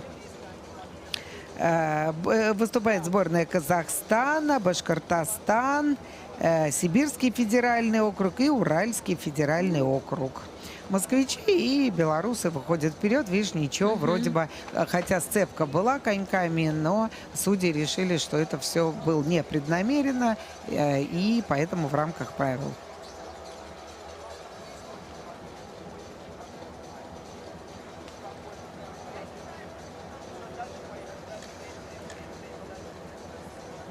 Ну, пока что не дают Я старт. посмотрела, вот Толиген, в составе, имеется в виду сборной Казахстана, да, который упал, что-то у него в этот Сегодня неустойчивая погода, да, упал. Да, все-таки, несмотря на то, что уже объявили результаты, судьи продолжают выяснять. И на видеоповторе тоже, что это было. Вот это было в момент передачи. И получилось так, что... Вот, видишь, они передают, и передающие, смотри, передающий в белорусской команде, он, у него ноги были рядышком, а в момент передачи, чтобы приобрести большую устойчивость, он левую ногу выставил влево и таким образом перекрестил движение. Ну, я не скажу, передающего. что Но было тоже не намеренно сильно. все. Во-первых, да и не сильно так много, но Нет, почему наткнулся да. и не передал? А как ему, куда ему было деваться? Ну, вроде бы оставили все как Вот, есть. да, вот эти Если вот, нет, нам подскажут. вот эти вот моменты в шорт-треке, которые вот именно на смене, вот эта передача, разводить сильно ноги нельзя, там, кто на кого натыкается. Это настолько сложно, потому что вот даже мы сами бегали, когда ты вроде бы уже ноги не разводишь никуда, вроде бы уже держишь. Нет, тебя снимают, потому что вы сильно ноги развели. И тут тоже иногда, наверное, усмотрение судьи. Хорошее настроение — снимет за это. Плохое настроение — не снимет. Ну, в общем, да.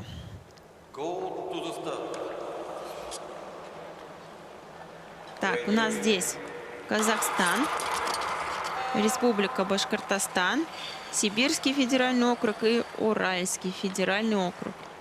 И фальстарт в забеге. Внимательно надо, внимательно, товарищи, внимательно. С фальстартами аккуратнее.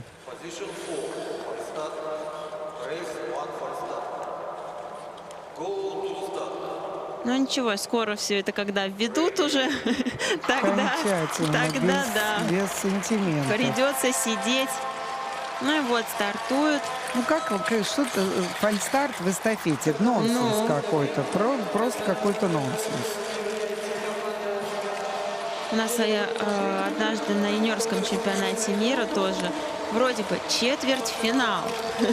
Еще до финала ехать и ехать. И китайская команда два фальстарта делает. Мы, конечно, были очень рады этому, Да, но...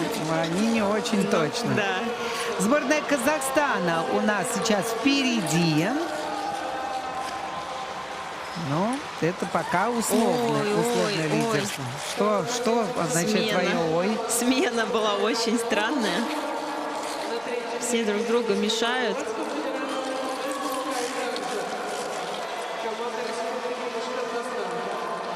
И Казахстан пользуется вот этой вот ситуацией и уезжает вперед, старается уехать. Вот я обратила внимание, казахский спортсмен при смене прикрыл рукой рот. Зачем? Или он сказал что-то передающему, типа передай, что не надо меня менять. Не Все знаю. может быть. Нет, да, ребята догоняют. И сейчас на вторую позицию Башкортостан у нас выходит.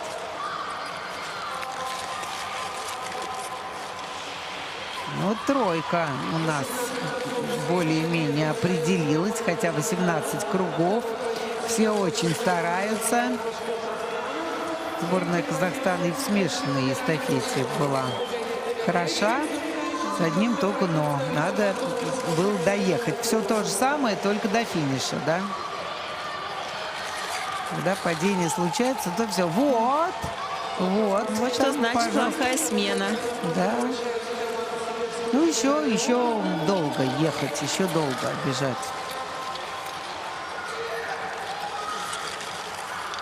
Вторая позиция, опять-таки, подчеркнем, важная. Ну, все пытаются сейчас уже прикрывать и держать позицию. Ну, вот мы видим, да, что борьба идет в основном за второе место. Казахи спокойно как бы лидируют и не участвуют во всех этих столкновениях. Ну, я бы тут вот как поостереглась им сразу. Да, конечно. Сразу выводить ой-ой-ой, вот это вот тоже, да, передающий помешал другой команде, принимающему. Ну, вроде так особых сбоев не было. Да, вот можно увидеть, что Республика Башкортостан то догоняет, то отстает, да. То есть вот этот вот рваный бег, он, конечно, очень сильно на усталость влияет. Не, ну а потом мы же понимаем, что трудно собрать пока еще на этом уровне четверку конкурентоспособную, и только если у кого-то есть длинная скамейка запасных, тогда можно варьировать, смотреть, как здесь и сейчас. Ну а потом в этом возрасте вообще очень трудно подобрать одинаковых, потому что, я говорю, какой-то момент иногда бывает так, летние месяцы прошли, и как другой человек пришел. да. И даже за месяц, да, какой-то там отпустили немножко отдохнуть. И пришел другой человек, такой там дядя или тетя на голову выше. Все верно. А это все отражается. Это же не просто рост, да, это отражается все на костях, на мышцах, сосуды, связки. Если высокий рост, ну сразу, да, большой вот скачок такой, то не успевает ни сердечно-сосудистая система подтянуться, ни мышечная система. То есть нужно время для того, чтобы подтянулся весь функционал к росту. За костями-то не все успевает. Вот, видишь, вот сейчас вот я посмотрела, вот сборная Казахстана как раз посмотрели между там ног своих, если там ноги соперников не было. Так сборная Казахстана выходит тоже в финал А, в главный финал соревнований. Сейчас посмотрим, кто вторая команда, да, потому что опять-таки следим всегда за лидерами. Ключевые моменты нам показывают, приемы передачи, не все было гладко. И, может быть, работенка для судей тоже есть.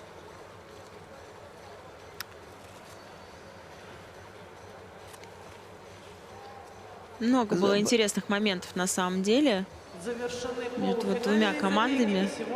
Ну, в любом случае, дорогие друзья, встретимся уже в финальной стадии, и там будем смотреть сначала за финалами Б, потом за финалами А. Сегодня и там, и в мужской, и в женской, ну, точнее, в юношеской, и среди девушек будут разыграны награды.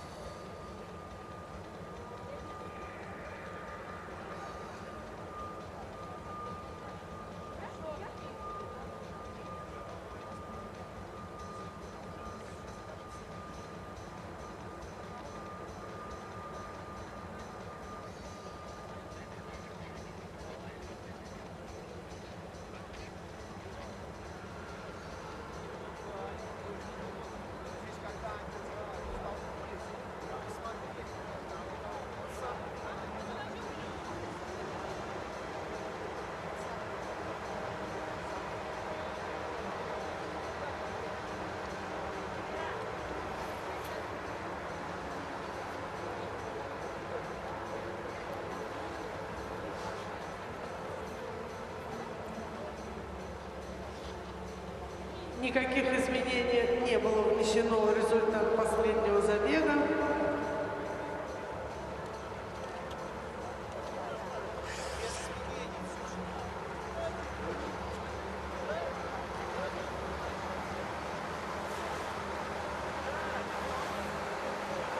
Таким образом, из второго забега команда Казахстана и команда Башкортостана проходят следующий круг соревнований. то есть в финал.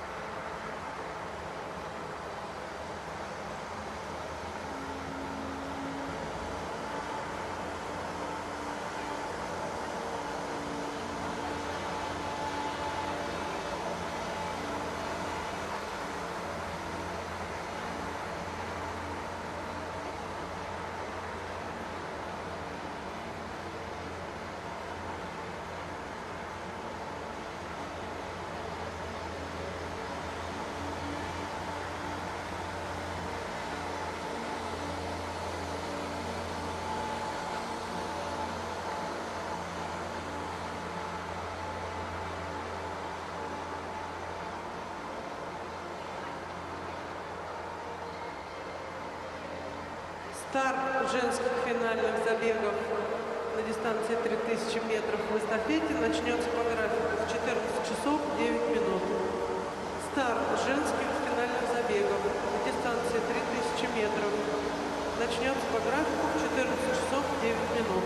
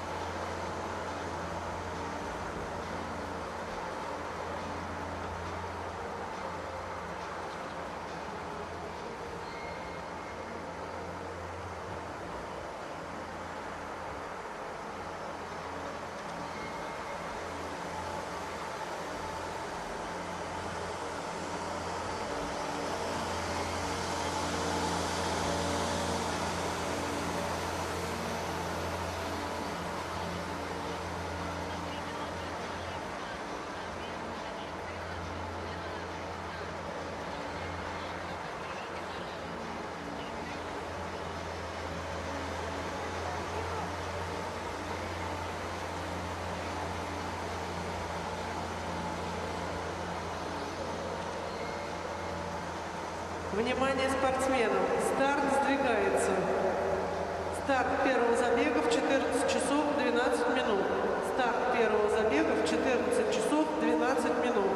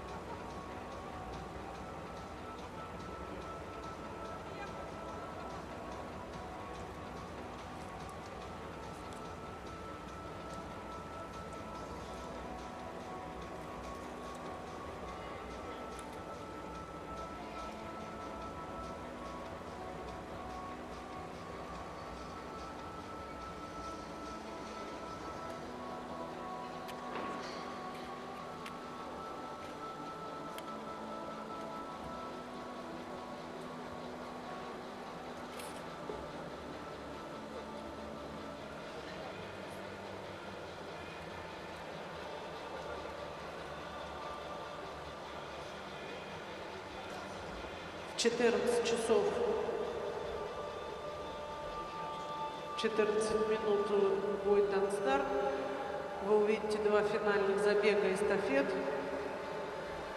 В финале Б будут участвовать 4 команды. Команда Республики Ну что, Беларусь, друзья, команда Дальнего Востока, до команда завершения второго дня турнира по шорт-треку, который проходит в рамках вторых международных игр «Дети Азии» зимних, конечно, как вы понимаете. То есть подходит сегодняшний день к концу, уже к логическому завершению.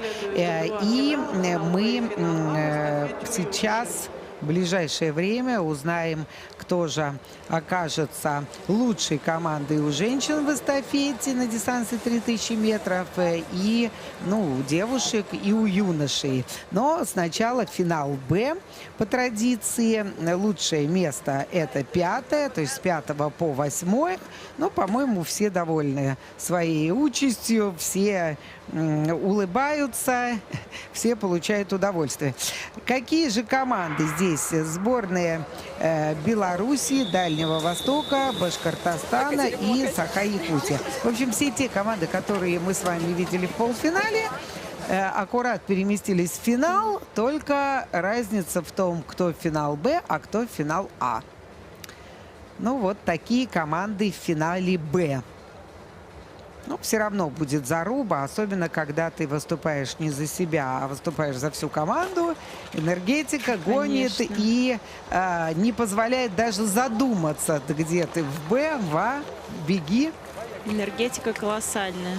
Абсолютно, абсолютно точно. Посмотрим, как здесь сложится. Ну, видели, что пока специалисткам шорт-трека из Саха-Якутии не удается оказать соперничество какое-то, а вот все другие команды, все три, они претендуют на высокие места. Вот маскот тут дает свою эту рысиную 5. Или сколько там, не знаю, не помню сколько. Там у кошек же по-другому, да, это четырехпалые, по-моему, они или какие там. Не, ну трех это курицы, наверное. Нет, не 3. Да, ну, у этого 5. Ну, у этого как у человека. Выстраиваются девчонки сейчас, представляя каждую свою команду. И опять-таки скажем, что 3000 метров абсолютно классическая дисциплина для всех женских эстафет. Так что переходить во взрослый возраст будет не просто несложно, а откровенно легко и непринужденно.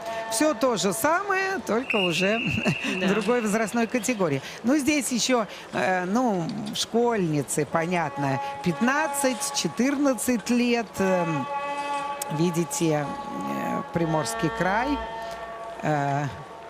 поддерживают. Думаю, что все-таки поддерживают наверное, мамы, папы, тренеры. Вот так вот. Так, ну что, посмотрим, как здесь в этом забеге сложится. И дальше, безусловно, к самому главному уже отправимся, именно к главному финалу. Ну, вот у нас лидирует Республика Беларусь. Команда Республики Башкортостан и замыкает четверку команда Республики Саха.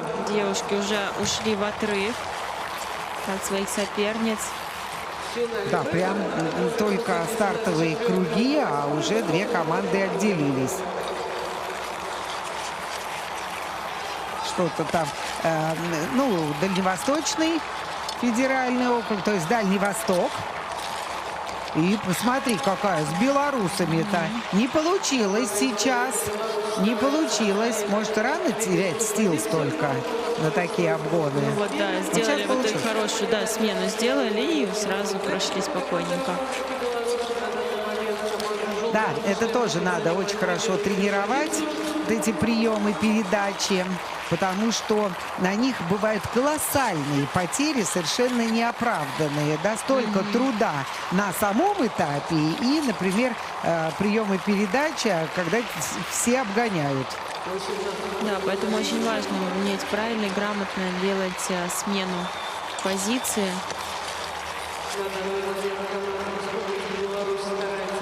Ну, вот сейчас девушки пытаются догнать белорусских. Обеспечили себе завидную коммуникацию. Идет борьба за третью позицию. Команда Желтые дальневосточницы. И вот Василину Шарагину, ее, по-моему, легко отличить. Вот этот подшлемник в черном, да, еще.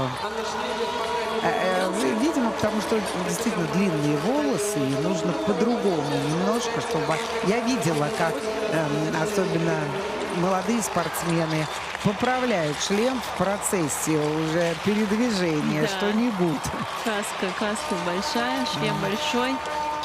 Ну, сейчас на самом деле очень удобные шлема изготавливают, которые регулируются по твоей голове. Максимально можешь затянуть, что там аж мозги могут на лоб Вот вылезти. это не надо тоже. Мозги требуется все-таки этот вид спорта совсем для умных. Тут если не читаешь, да, хорошо не видишь, что нужно сделать здесь и сейчас, то есть мозги не включаешь, одними ногами не поедешь.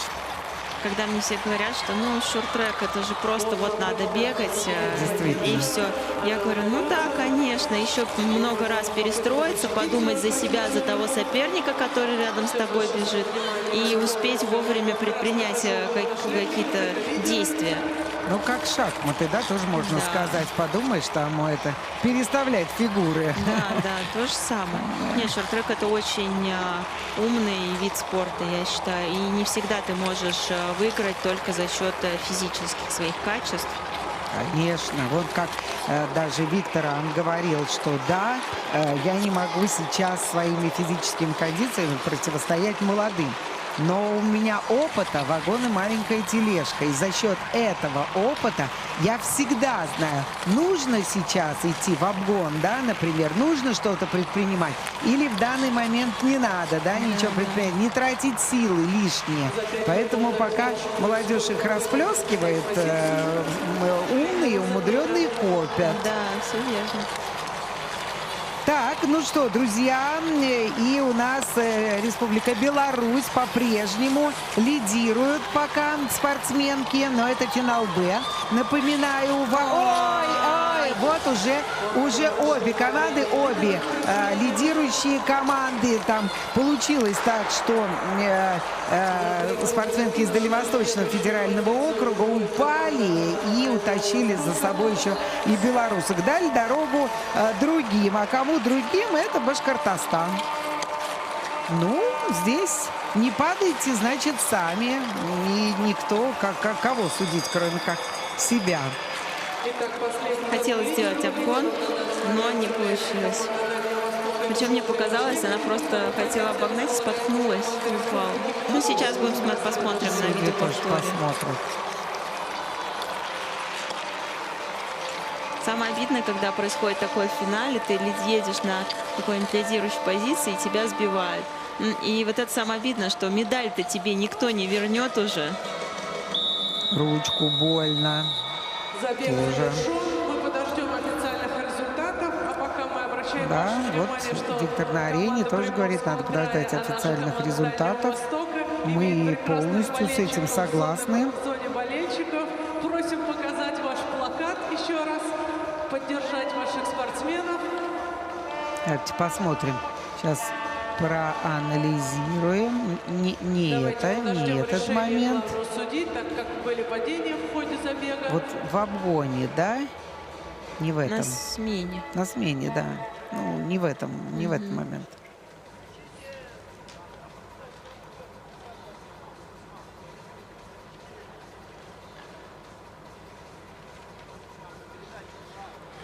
Вот, вот, споткнулась сама.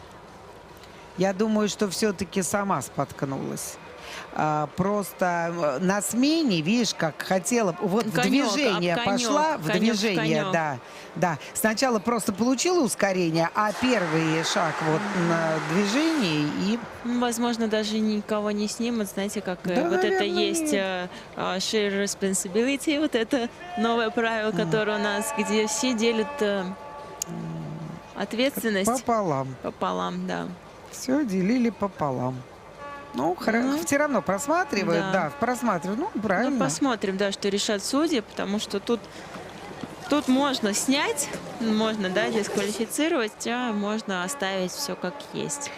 А дальше Урал, Сибирь, Москва и Казахстан. Ну, уже девочки как раз География. стоят, А готовятся. на зрительской трибуне появляется второй Старту. прекрасный плакат. Это команда поддержки команды Москвы. Очень интересная была церемония открытия, когда символ, да, вот маскот был прям задействован как герой. Как раз такой умудренный тоже опытом. Вот он говорил, подсказывал ребятам, что нужно сделать, чтобы приобрести суперкачество и чтобы пройти этот квест, когда они попали в перевернутую реальность, чтобы в перевернутый мир, чтобы вернуться в реальность, вот подсказывал. То есть все было задействовано. Ничего, ни крошечки не пропадает. Так, за Урал у нас и Дарья Дульцева, там Ковалева, Никифорова. А, вот Ксения Прибытова. Вот нам показывают этот момент именно. В финальном забеге в различных Ну, нет, командах я не участвуют думаю, что победители здесь призеры кто-то вчерашних получит соревнований. И уже сегодня пенальти. на дистанции 500 метров. Прям вот на шаг Ну, делала. просто шаг, да. Хотя чуть-чуть вот как бы поддавливала белорусская спортсменка, но с другой стороны отошла это, ну, вроде. сама. Да, да, я бы тоже здесь не стала бы. Конечно, комментаторы одно думают, может быть, судьям виднее, как говорили всегда ребята, и как и Семен Елистратов, Константин Ивлеев, ну, конечно же, да, наш призер Олимпийских игр, и, конечно, шестикратный олимпийский чемпион Виктор Ан. Да, судья всегда прав. Я вот, интересно, не знаю, вот в твоей практике было когда-нибудь удовлетворение протеста? Потому что протесты-то подаются. Я знаю, что вот кто-то когда-то удовлетворял, ни не разу знаю. такого не было. Да. Хотя нет, знаете, недавно слышала такую историю, что перед то ли эстафетой, то ли что на Кубках мира, это буквально, по-моему, в предыдущем сезоне было, когда венгерская команда подала протест, то, что их команду нужно проводить в следующий круг соревнований. И они как-то успели за вот этот короткий промежуток времени, и в финале венгерская команда выступала в Судьи эстафете. отменили свое решение. Как-то так, да, произошло. Но вот этих моментов я точно не знаю, но и это вот было в шорт-треке, да, у нас. И я еще так удивилась, что как это, они, значит, вывесили сначала итоговый протокол, да, что полуфинал команды не вышли. Вот мы видим, да, сняли все-таки Республику да, Беларусь. считалось, что подтолкнула Корпусом плечом, подошла. да, корпусом. Ну, я не очень согласна, Команда честно под говоря. кроем. Может быть, конечно, если объемно посмотреть со всех ракурсов, может быть, что-то там и увидится, но Итак, не перед знаю, вами мне не команда кажется, что это... участницы финала А. Так, ну что, друзья мои, итак, Урал с первой дорожки, никакой важности это нет, дорожка первая, не первая. Москвички, ведомые, ну, и Анастасии Барановой, конечно, почему нет, да? То есть две соперницы, Ксения Прибытова и Анастасия Баранова, в разных командах. Здесь. И сейчас они встретятся на Ну финальных да, двух уже кругах. да, судя по всему, это так будет, судя по всему. Мы просим полной Сборная тишины Казахстана во тоже время хороший состав у сборной Казахстана. Вот. Ну вот ровненькие такие, ровненькие составы. Вот что они там придумают сейчас. Да, Казахстан у нас сразу пытается выбраться вперед. Да, как это. Москвички сохраняют олимпийское спокойствие. Правильно. Команду дали такую, никуда сначала не рваться, спокойненько все, а потом уже дальше понимать. Москвички у нас фиолетовый шлем получили, да? И сейчас у нас Уральский федеральный округ отрывается, делает небольшой отрыв от своих соперниц. Ну а Казахстан не дает им возможность уехать далеко и сразу садятся за ними и продолжают следовать друг за дружкой. Желтый Урал, зеленый Сибирь, ну, красные, фиолетовые мы уже вам прояснили. Вот, желтые, соответственно, 21 круг Уральский. до финиша. федеральный округ. Москвички пока замыкают Да. все это. Вот я только хотела сказать, что когда происходит вот такой разрыв между командами, и вот команда, которая чуть послабее, тебя начинает вот оттаскивать назад, и у тебя не получается сделать вот этот рывок быстрый и догнать быстрее команду. Поэтому девчонкам нужно уже потихоньку пробираться на третью позицию и уже своими силами догонять лидеров. Вот как раз услышали мои слова. Ну вот, видишь, на третью уже москвичи. Позицию сборной Казахстана по-прежнему.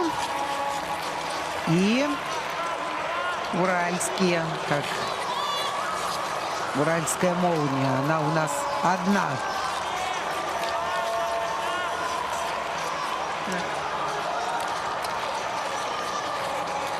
Сейчас прям девушки, да, борются. Первая, вторая позиция, третья, четвертая позиция. Конечно, говорю. Шестикратная олимпийская чемпионка. Ну, в классических коньках. Им это удается, они провели грамотную смену. Так, Казахстан у нас что-то отстает. Ну и вот москвички подтягиваются меж тем. Подтягиваются. Поэтому сейчас все еще может все поменяться. Никогда не знаешь, что может случиться на последнем кругу. Ну еще бежать и бежать. Что-то вот здесь вот замешкались, да? На руку точно москвичкам. Да, Вот скорость это мельтешение. Неприятный передач. Причем обе, да, не допоняли друг друга, кто хочет куда выходить. Вот и все подтянулись. Все уже рядышком. Все рядышком. Все 4 команды. Никакого отрыва нет, но вот пытаются уйти в отрыв уральские спортсменки. Пытаются как-то, чтобы был просвет. Ой-ой-ой-ой-ой. Здесь так вот прям жестко, да, жестко пошли. И сначала москвички на второй позиции, сейчас опять отъехали на третью за Казахстаном. А в это время уральцы... Нет, не удалось, да, так оторваться, чтобы комфортно чувствовать себя. По-прежнему борьба и даже за первое место. Вот все, смотри. Да, 3 круга до финиша. Сборная Казахстана предпринимает эти усилия. Сборная Москвы там тоже пытается поменять диспозицию. И сейчас очень важна смена. Сейчас будут девчонки догонять. Сборная Казахстана. Если не прикроет сейчас. Да, не получилось пока. Не получил. Вот сейчас на второй позиции Москва. И да. Настя, да? Да. Настя делает эту погоду. Красотка, да. Конечно, прям вот прошла она уже на миллиметре вот уже от нарушения, но...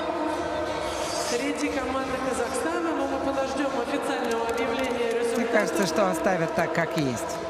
Мне тоже так кажется. Настя прям, конечно, рискнула, я бы сказала. Прям пошла, наверное, ва-банк.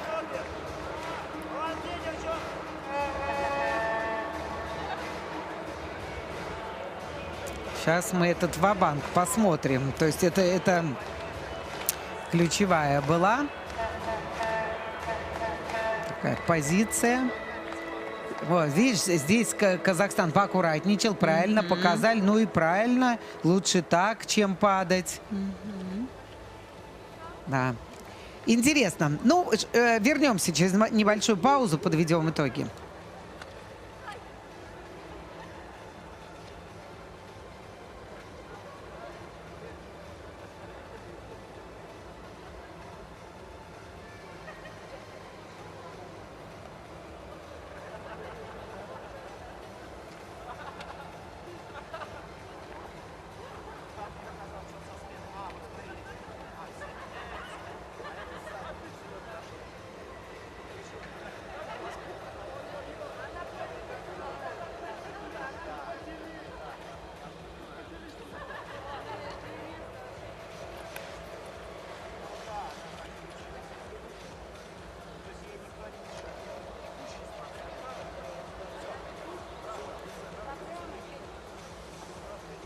Никаких изменений не было внесено. И мы поздравляем команду Москвы с победой в эстафете у девушек. Второе место заняла команда Уральского федерального округа. Третье место заняла команда Казахстана.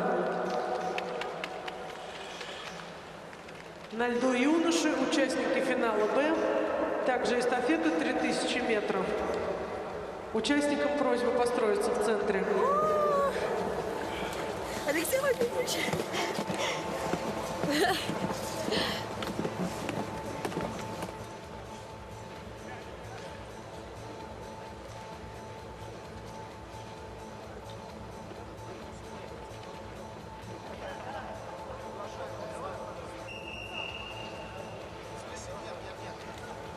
Ну что, можем подводить окончательные итоги женской эстафеты. Итак, москвички выиграли и передали привет Алексею Владимировичу. Это Ивлеву. Передали привет, значит, все у них хорошо. Казахстан третий, Урал второй, да? Так я понимаю. В женской части программы. Ну, а мы сейчас идем с вами к мужчинам, вернее, к юношам.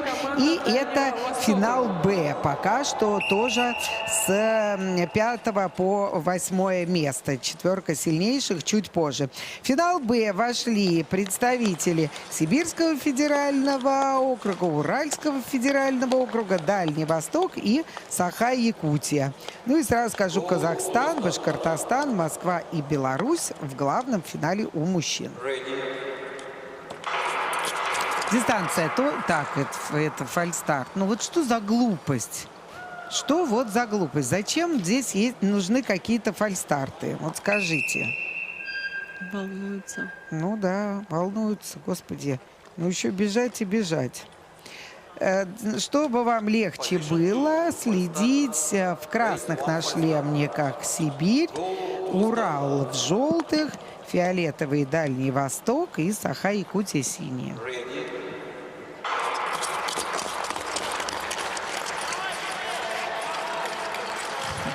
Ну, для мальчиков 27 кругов, наверное, полегче зайдет, чем для девочек. Ну да, конечно. И быстрее пройдут сейчас эти забеги. Хотя вот опять Алексей Ивлев говорит, что в этой возрастной категории результаты девочек и юношей сопоставимы. Помню, как на тренировке мы с мальчиками катали эстафету 5000 метров. Это в детском возрасте? Нет, не в детском, вот уже взрослым. Когда не с мальчиками, Андрей Иванович нас с любил мужиками. ставить. Да, с мужиками. Помню, с Вовой Григорьевым бежала пятерку. Это тяжелое дело, совсем. Говорим об олимпийском чемпионе в эстафете, об обладателе серебряной награды 2014 года. Это уже индивидуальная дистанция, и который вел нашу команду в роли главного тренера к прошедшим Олимпийским играм в Пекине, ну а к предыдущим Андрей Иванович Максимов, который возглавляет сейчас другую часть нашей сборной. Кстати сказать, у Андрея Ивановича очень много молодых спортсменов. Он вообще говорит, что у него коллектив состоит из 40 учеников. Ну, такой мощный коллектив, действительно. Ой-ой-ой, упали. Упали. Упали у нас Уральский федеральный округ. Упали. Сибирь опять-таки рулит. Ну что, ну, встали, да, но уже круговые, получается, да? Да. Сделали смену, сибиряки смену не делали. Вот все разбрелись, да, по кругу. Абсолютно, абсолютно. Хорошо, что можно по камерам следить, кто Первый сейчас, едет. да, кто первый. Ну вот уже эти точно круговые у нас синие, Саха, Якутия.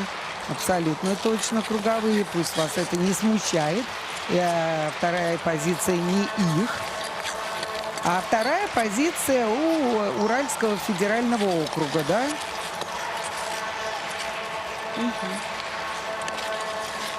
Кого-то вообще потеряли окончательно и бесповоротно. Дальний Восток. Они где? Все друг за другом едут. Все в Кузбассе, мы Да. понимаем. Да, Дальний Восток где? Нет, ну как-то вообще они из поля зрения совсем вылетели. Они продолжают, стесняюсь Да, спросить? продолжают. Просто камера не получается ухватить всех. Ну вот мы как раз можем видеть, когда камера отдаляется, и мы видим практически все поле. Видно, как за ребятами вот все друг за дружкой как раз все идут. 8 кругов до финиша. Ну, красные, красные. Красные прекрасные. Денис Кабиров, Владимир Комков, Арсений Носков и Кирилл Терехов. Тут четверка. Запасных не набрали. Вот уже друг другу кричат: поспокойнее, поспокойнее.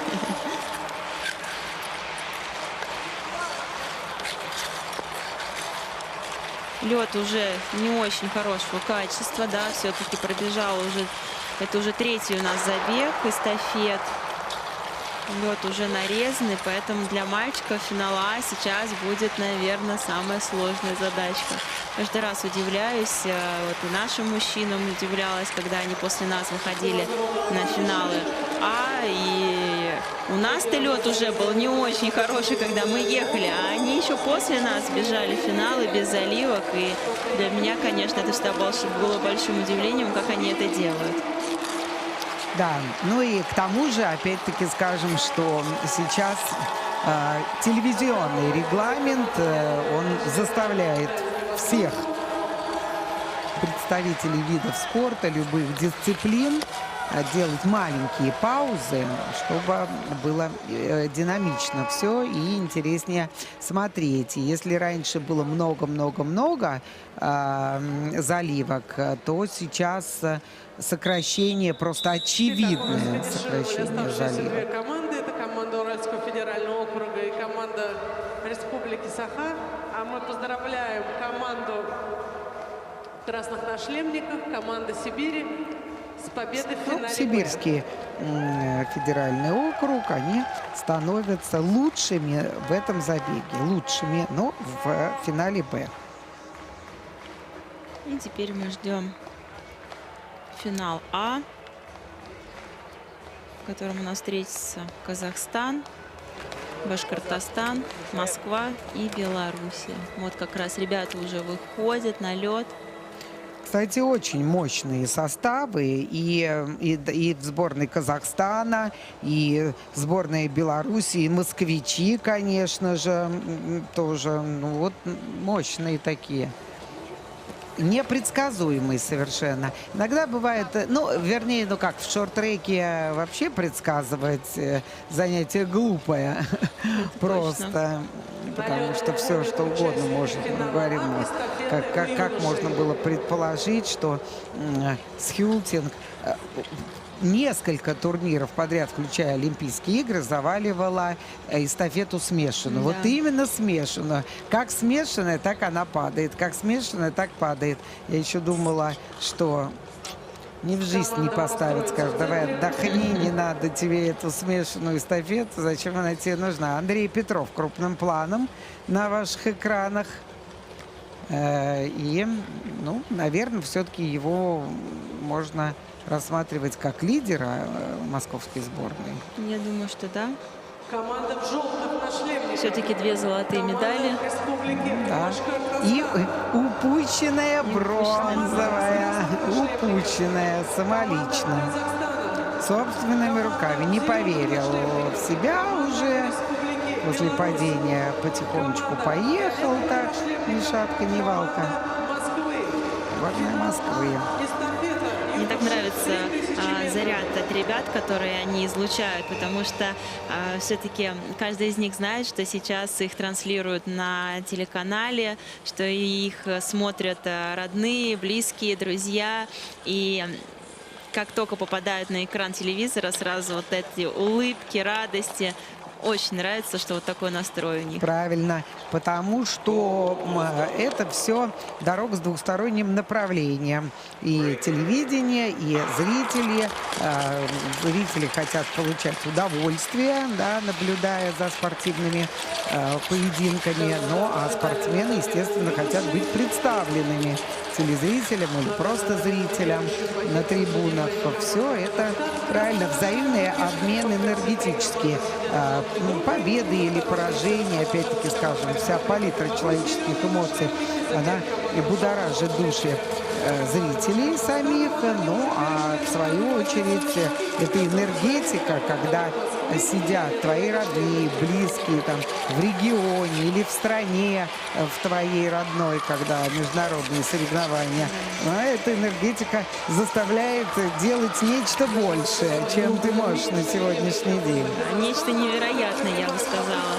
Поэтому я даже не могу представить, что творилось в Сочи на Олимпийских играх. Меня там, к сожалению, не было. А я там была, все видела. Вот. Но я участвовала на чемпионате Европы в 2016 году. И какая же была невероятная поддержка от людей. И ты вот выходишь на старт и просто делаешь то, что ты даже падение у нас произошло. Да, но сборная Казахстана впереди, и москвичи преследуют сборную Казахстана. Упала Республика Башкортостан. К сожалению, выпали из борьбы. И вот произошел из-за этого, да, всего произошел такой разрыв между командами. Так. Башкортостан, это, получается, круговые. Да, на круг. То есть они как бы вторые идут, но они круговые, да. Да? А вторыми, по сути, сейчас москвичи, да. Дорогие мои москвичи. Вот приблизились уже к Казахстану. Вот сейчас будет, ну, там за спиной этой двойки. Кто третья команда, пока вопрос остается открытым. А первые две за 13 кругов. Смена сейчас. Все рядышком. Не могут, сборная Казахстана не может уйти в отрыв серьезный. Да, но пытается. Пытается, да. Конечно, лучше комфортнее себя чувствовать. Завершающий вид сегодняшнего дня у нас мужская эстафета или юношеская эстафета. И, собственно говоря, дистанция 1500 осталась позади. Дистанция. Эстафеты исчерпаны все. Дистанция 500 сегодня. Вчера смешанная эстафета. Сегодня женская на 3000. И так, это вот Андрей Петров, да? Что-то там перемудрил, по-моему, немножко. Хотел обмануть, да, видимо, но не вышло. Обманул самого себя, да, пока что. Ну и еще 6 кругов до финиша. И по заключительной уже смене поехали ребята. На Вот каждого сейчас. по одной. Вот чуть-чуть бы получше москвичи передали. Вот, выходят вперед. выходит вперед сборная Казахстана сейчас на второй. Так, 4 круга до финиша. Смена еще. И сейчас важно хорошо смениться. Пытается сделать отрыв. Да, и Андрей Петров будет от Москвы финишером. Хороший 2 отрыв, заключительных да. круга и хорошо передали, да? Не надо никуда Да, смотреть, надо ничего бежать. оборачиваться, надо делать свое дело, нечего ни на что смотреть. Надо все, но и бровку не открывай бровку! Золото. О, сборная Казахстана, да, рыбкой, но вот серебро, так далось. Серебро, непросто. Москвичи, что ж, 3 медали в активе вот этого парня. Смешанная эстафета, мужская эстафета. Ну, вот действительно, он играл сейчас, вот Андрей Петров, роль первой скрипки в этом оркестре. И мы, конечно, опять-таки супружескую чету Ивлев поздравляем.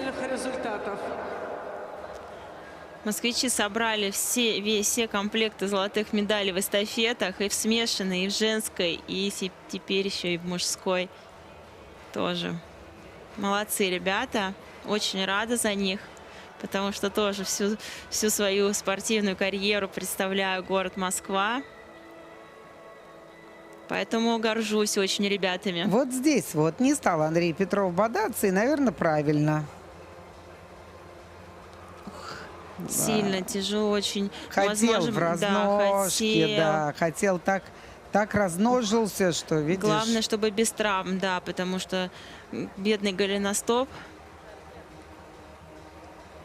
Чуть-чуть сделал разнос, чуть подрасслабился. Вот как только теряешь контроль, вот я сама 2 раза рвала заднюю поверхность бедра. 1 раз точно из-за потери контроля. Когда уже расслабляешься, выиграла чемпионат СССР, выиграла, и все, и расслабилась, и тут же следующий шаг получила травму. Вот здесь расслабляться нельзя, надо гасить скорость под контролем. Да, всегда нужна концентрация, даже если ты чувствуешь, что уже все, ты спереди, нет. Максимально всегда ты должен быть сконцентрирован. Дождемся итоговую табличку, чтобы окончательно прояснить. И да, Москва, Казахстан и Республика Беларусь. Ну что, друзья, сегодняшний день довольно длительный день. Мы с Эмином Алагичем уже практически 5 часов в эфире. Да.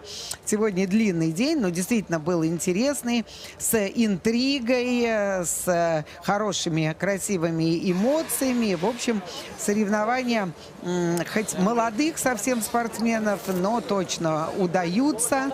4 числа будет закрытие вообще всех игр «Дети Азии», вторых игр. Ну, вот, видишь, видимо, травму, да, все-таки получила. Это вот при падении, наверное, судя по всему, да, получена была травма.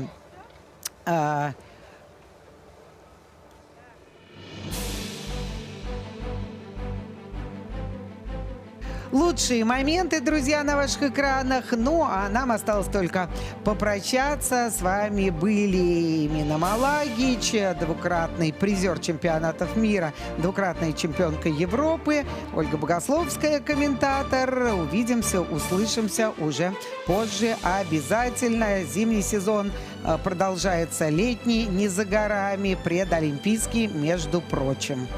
До свидания. До свидания.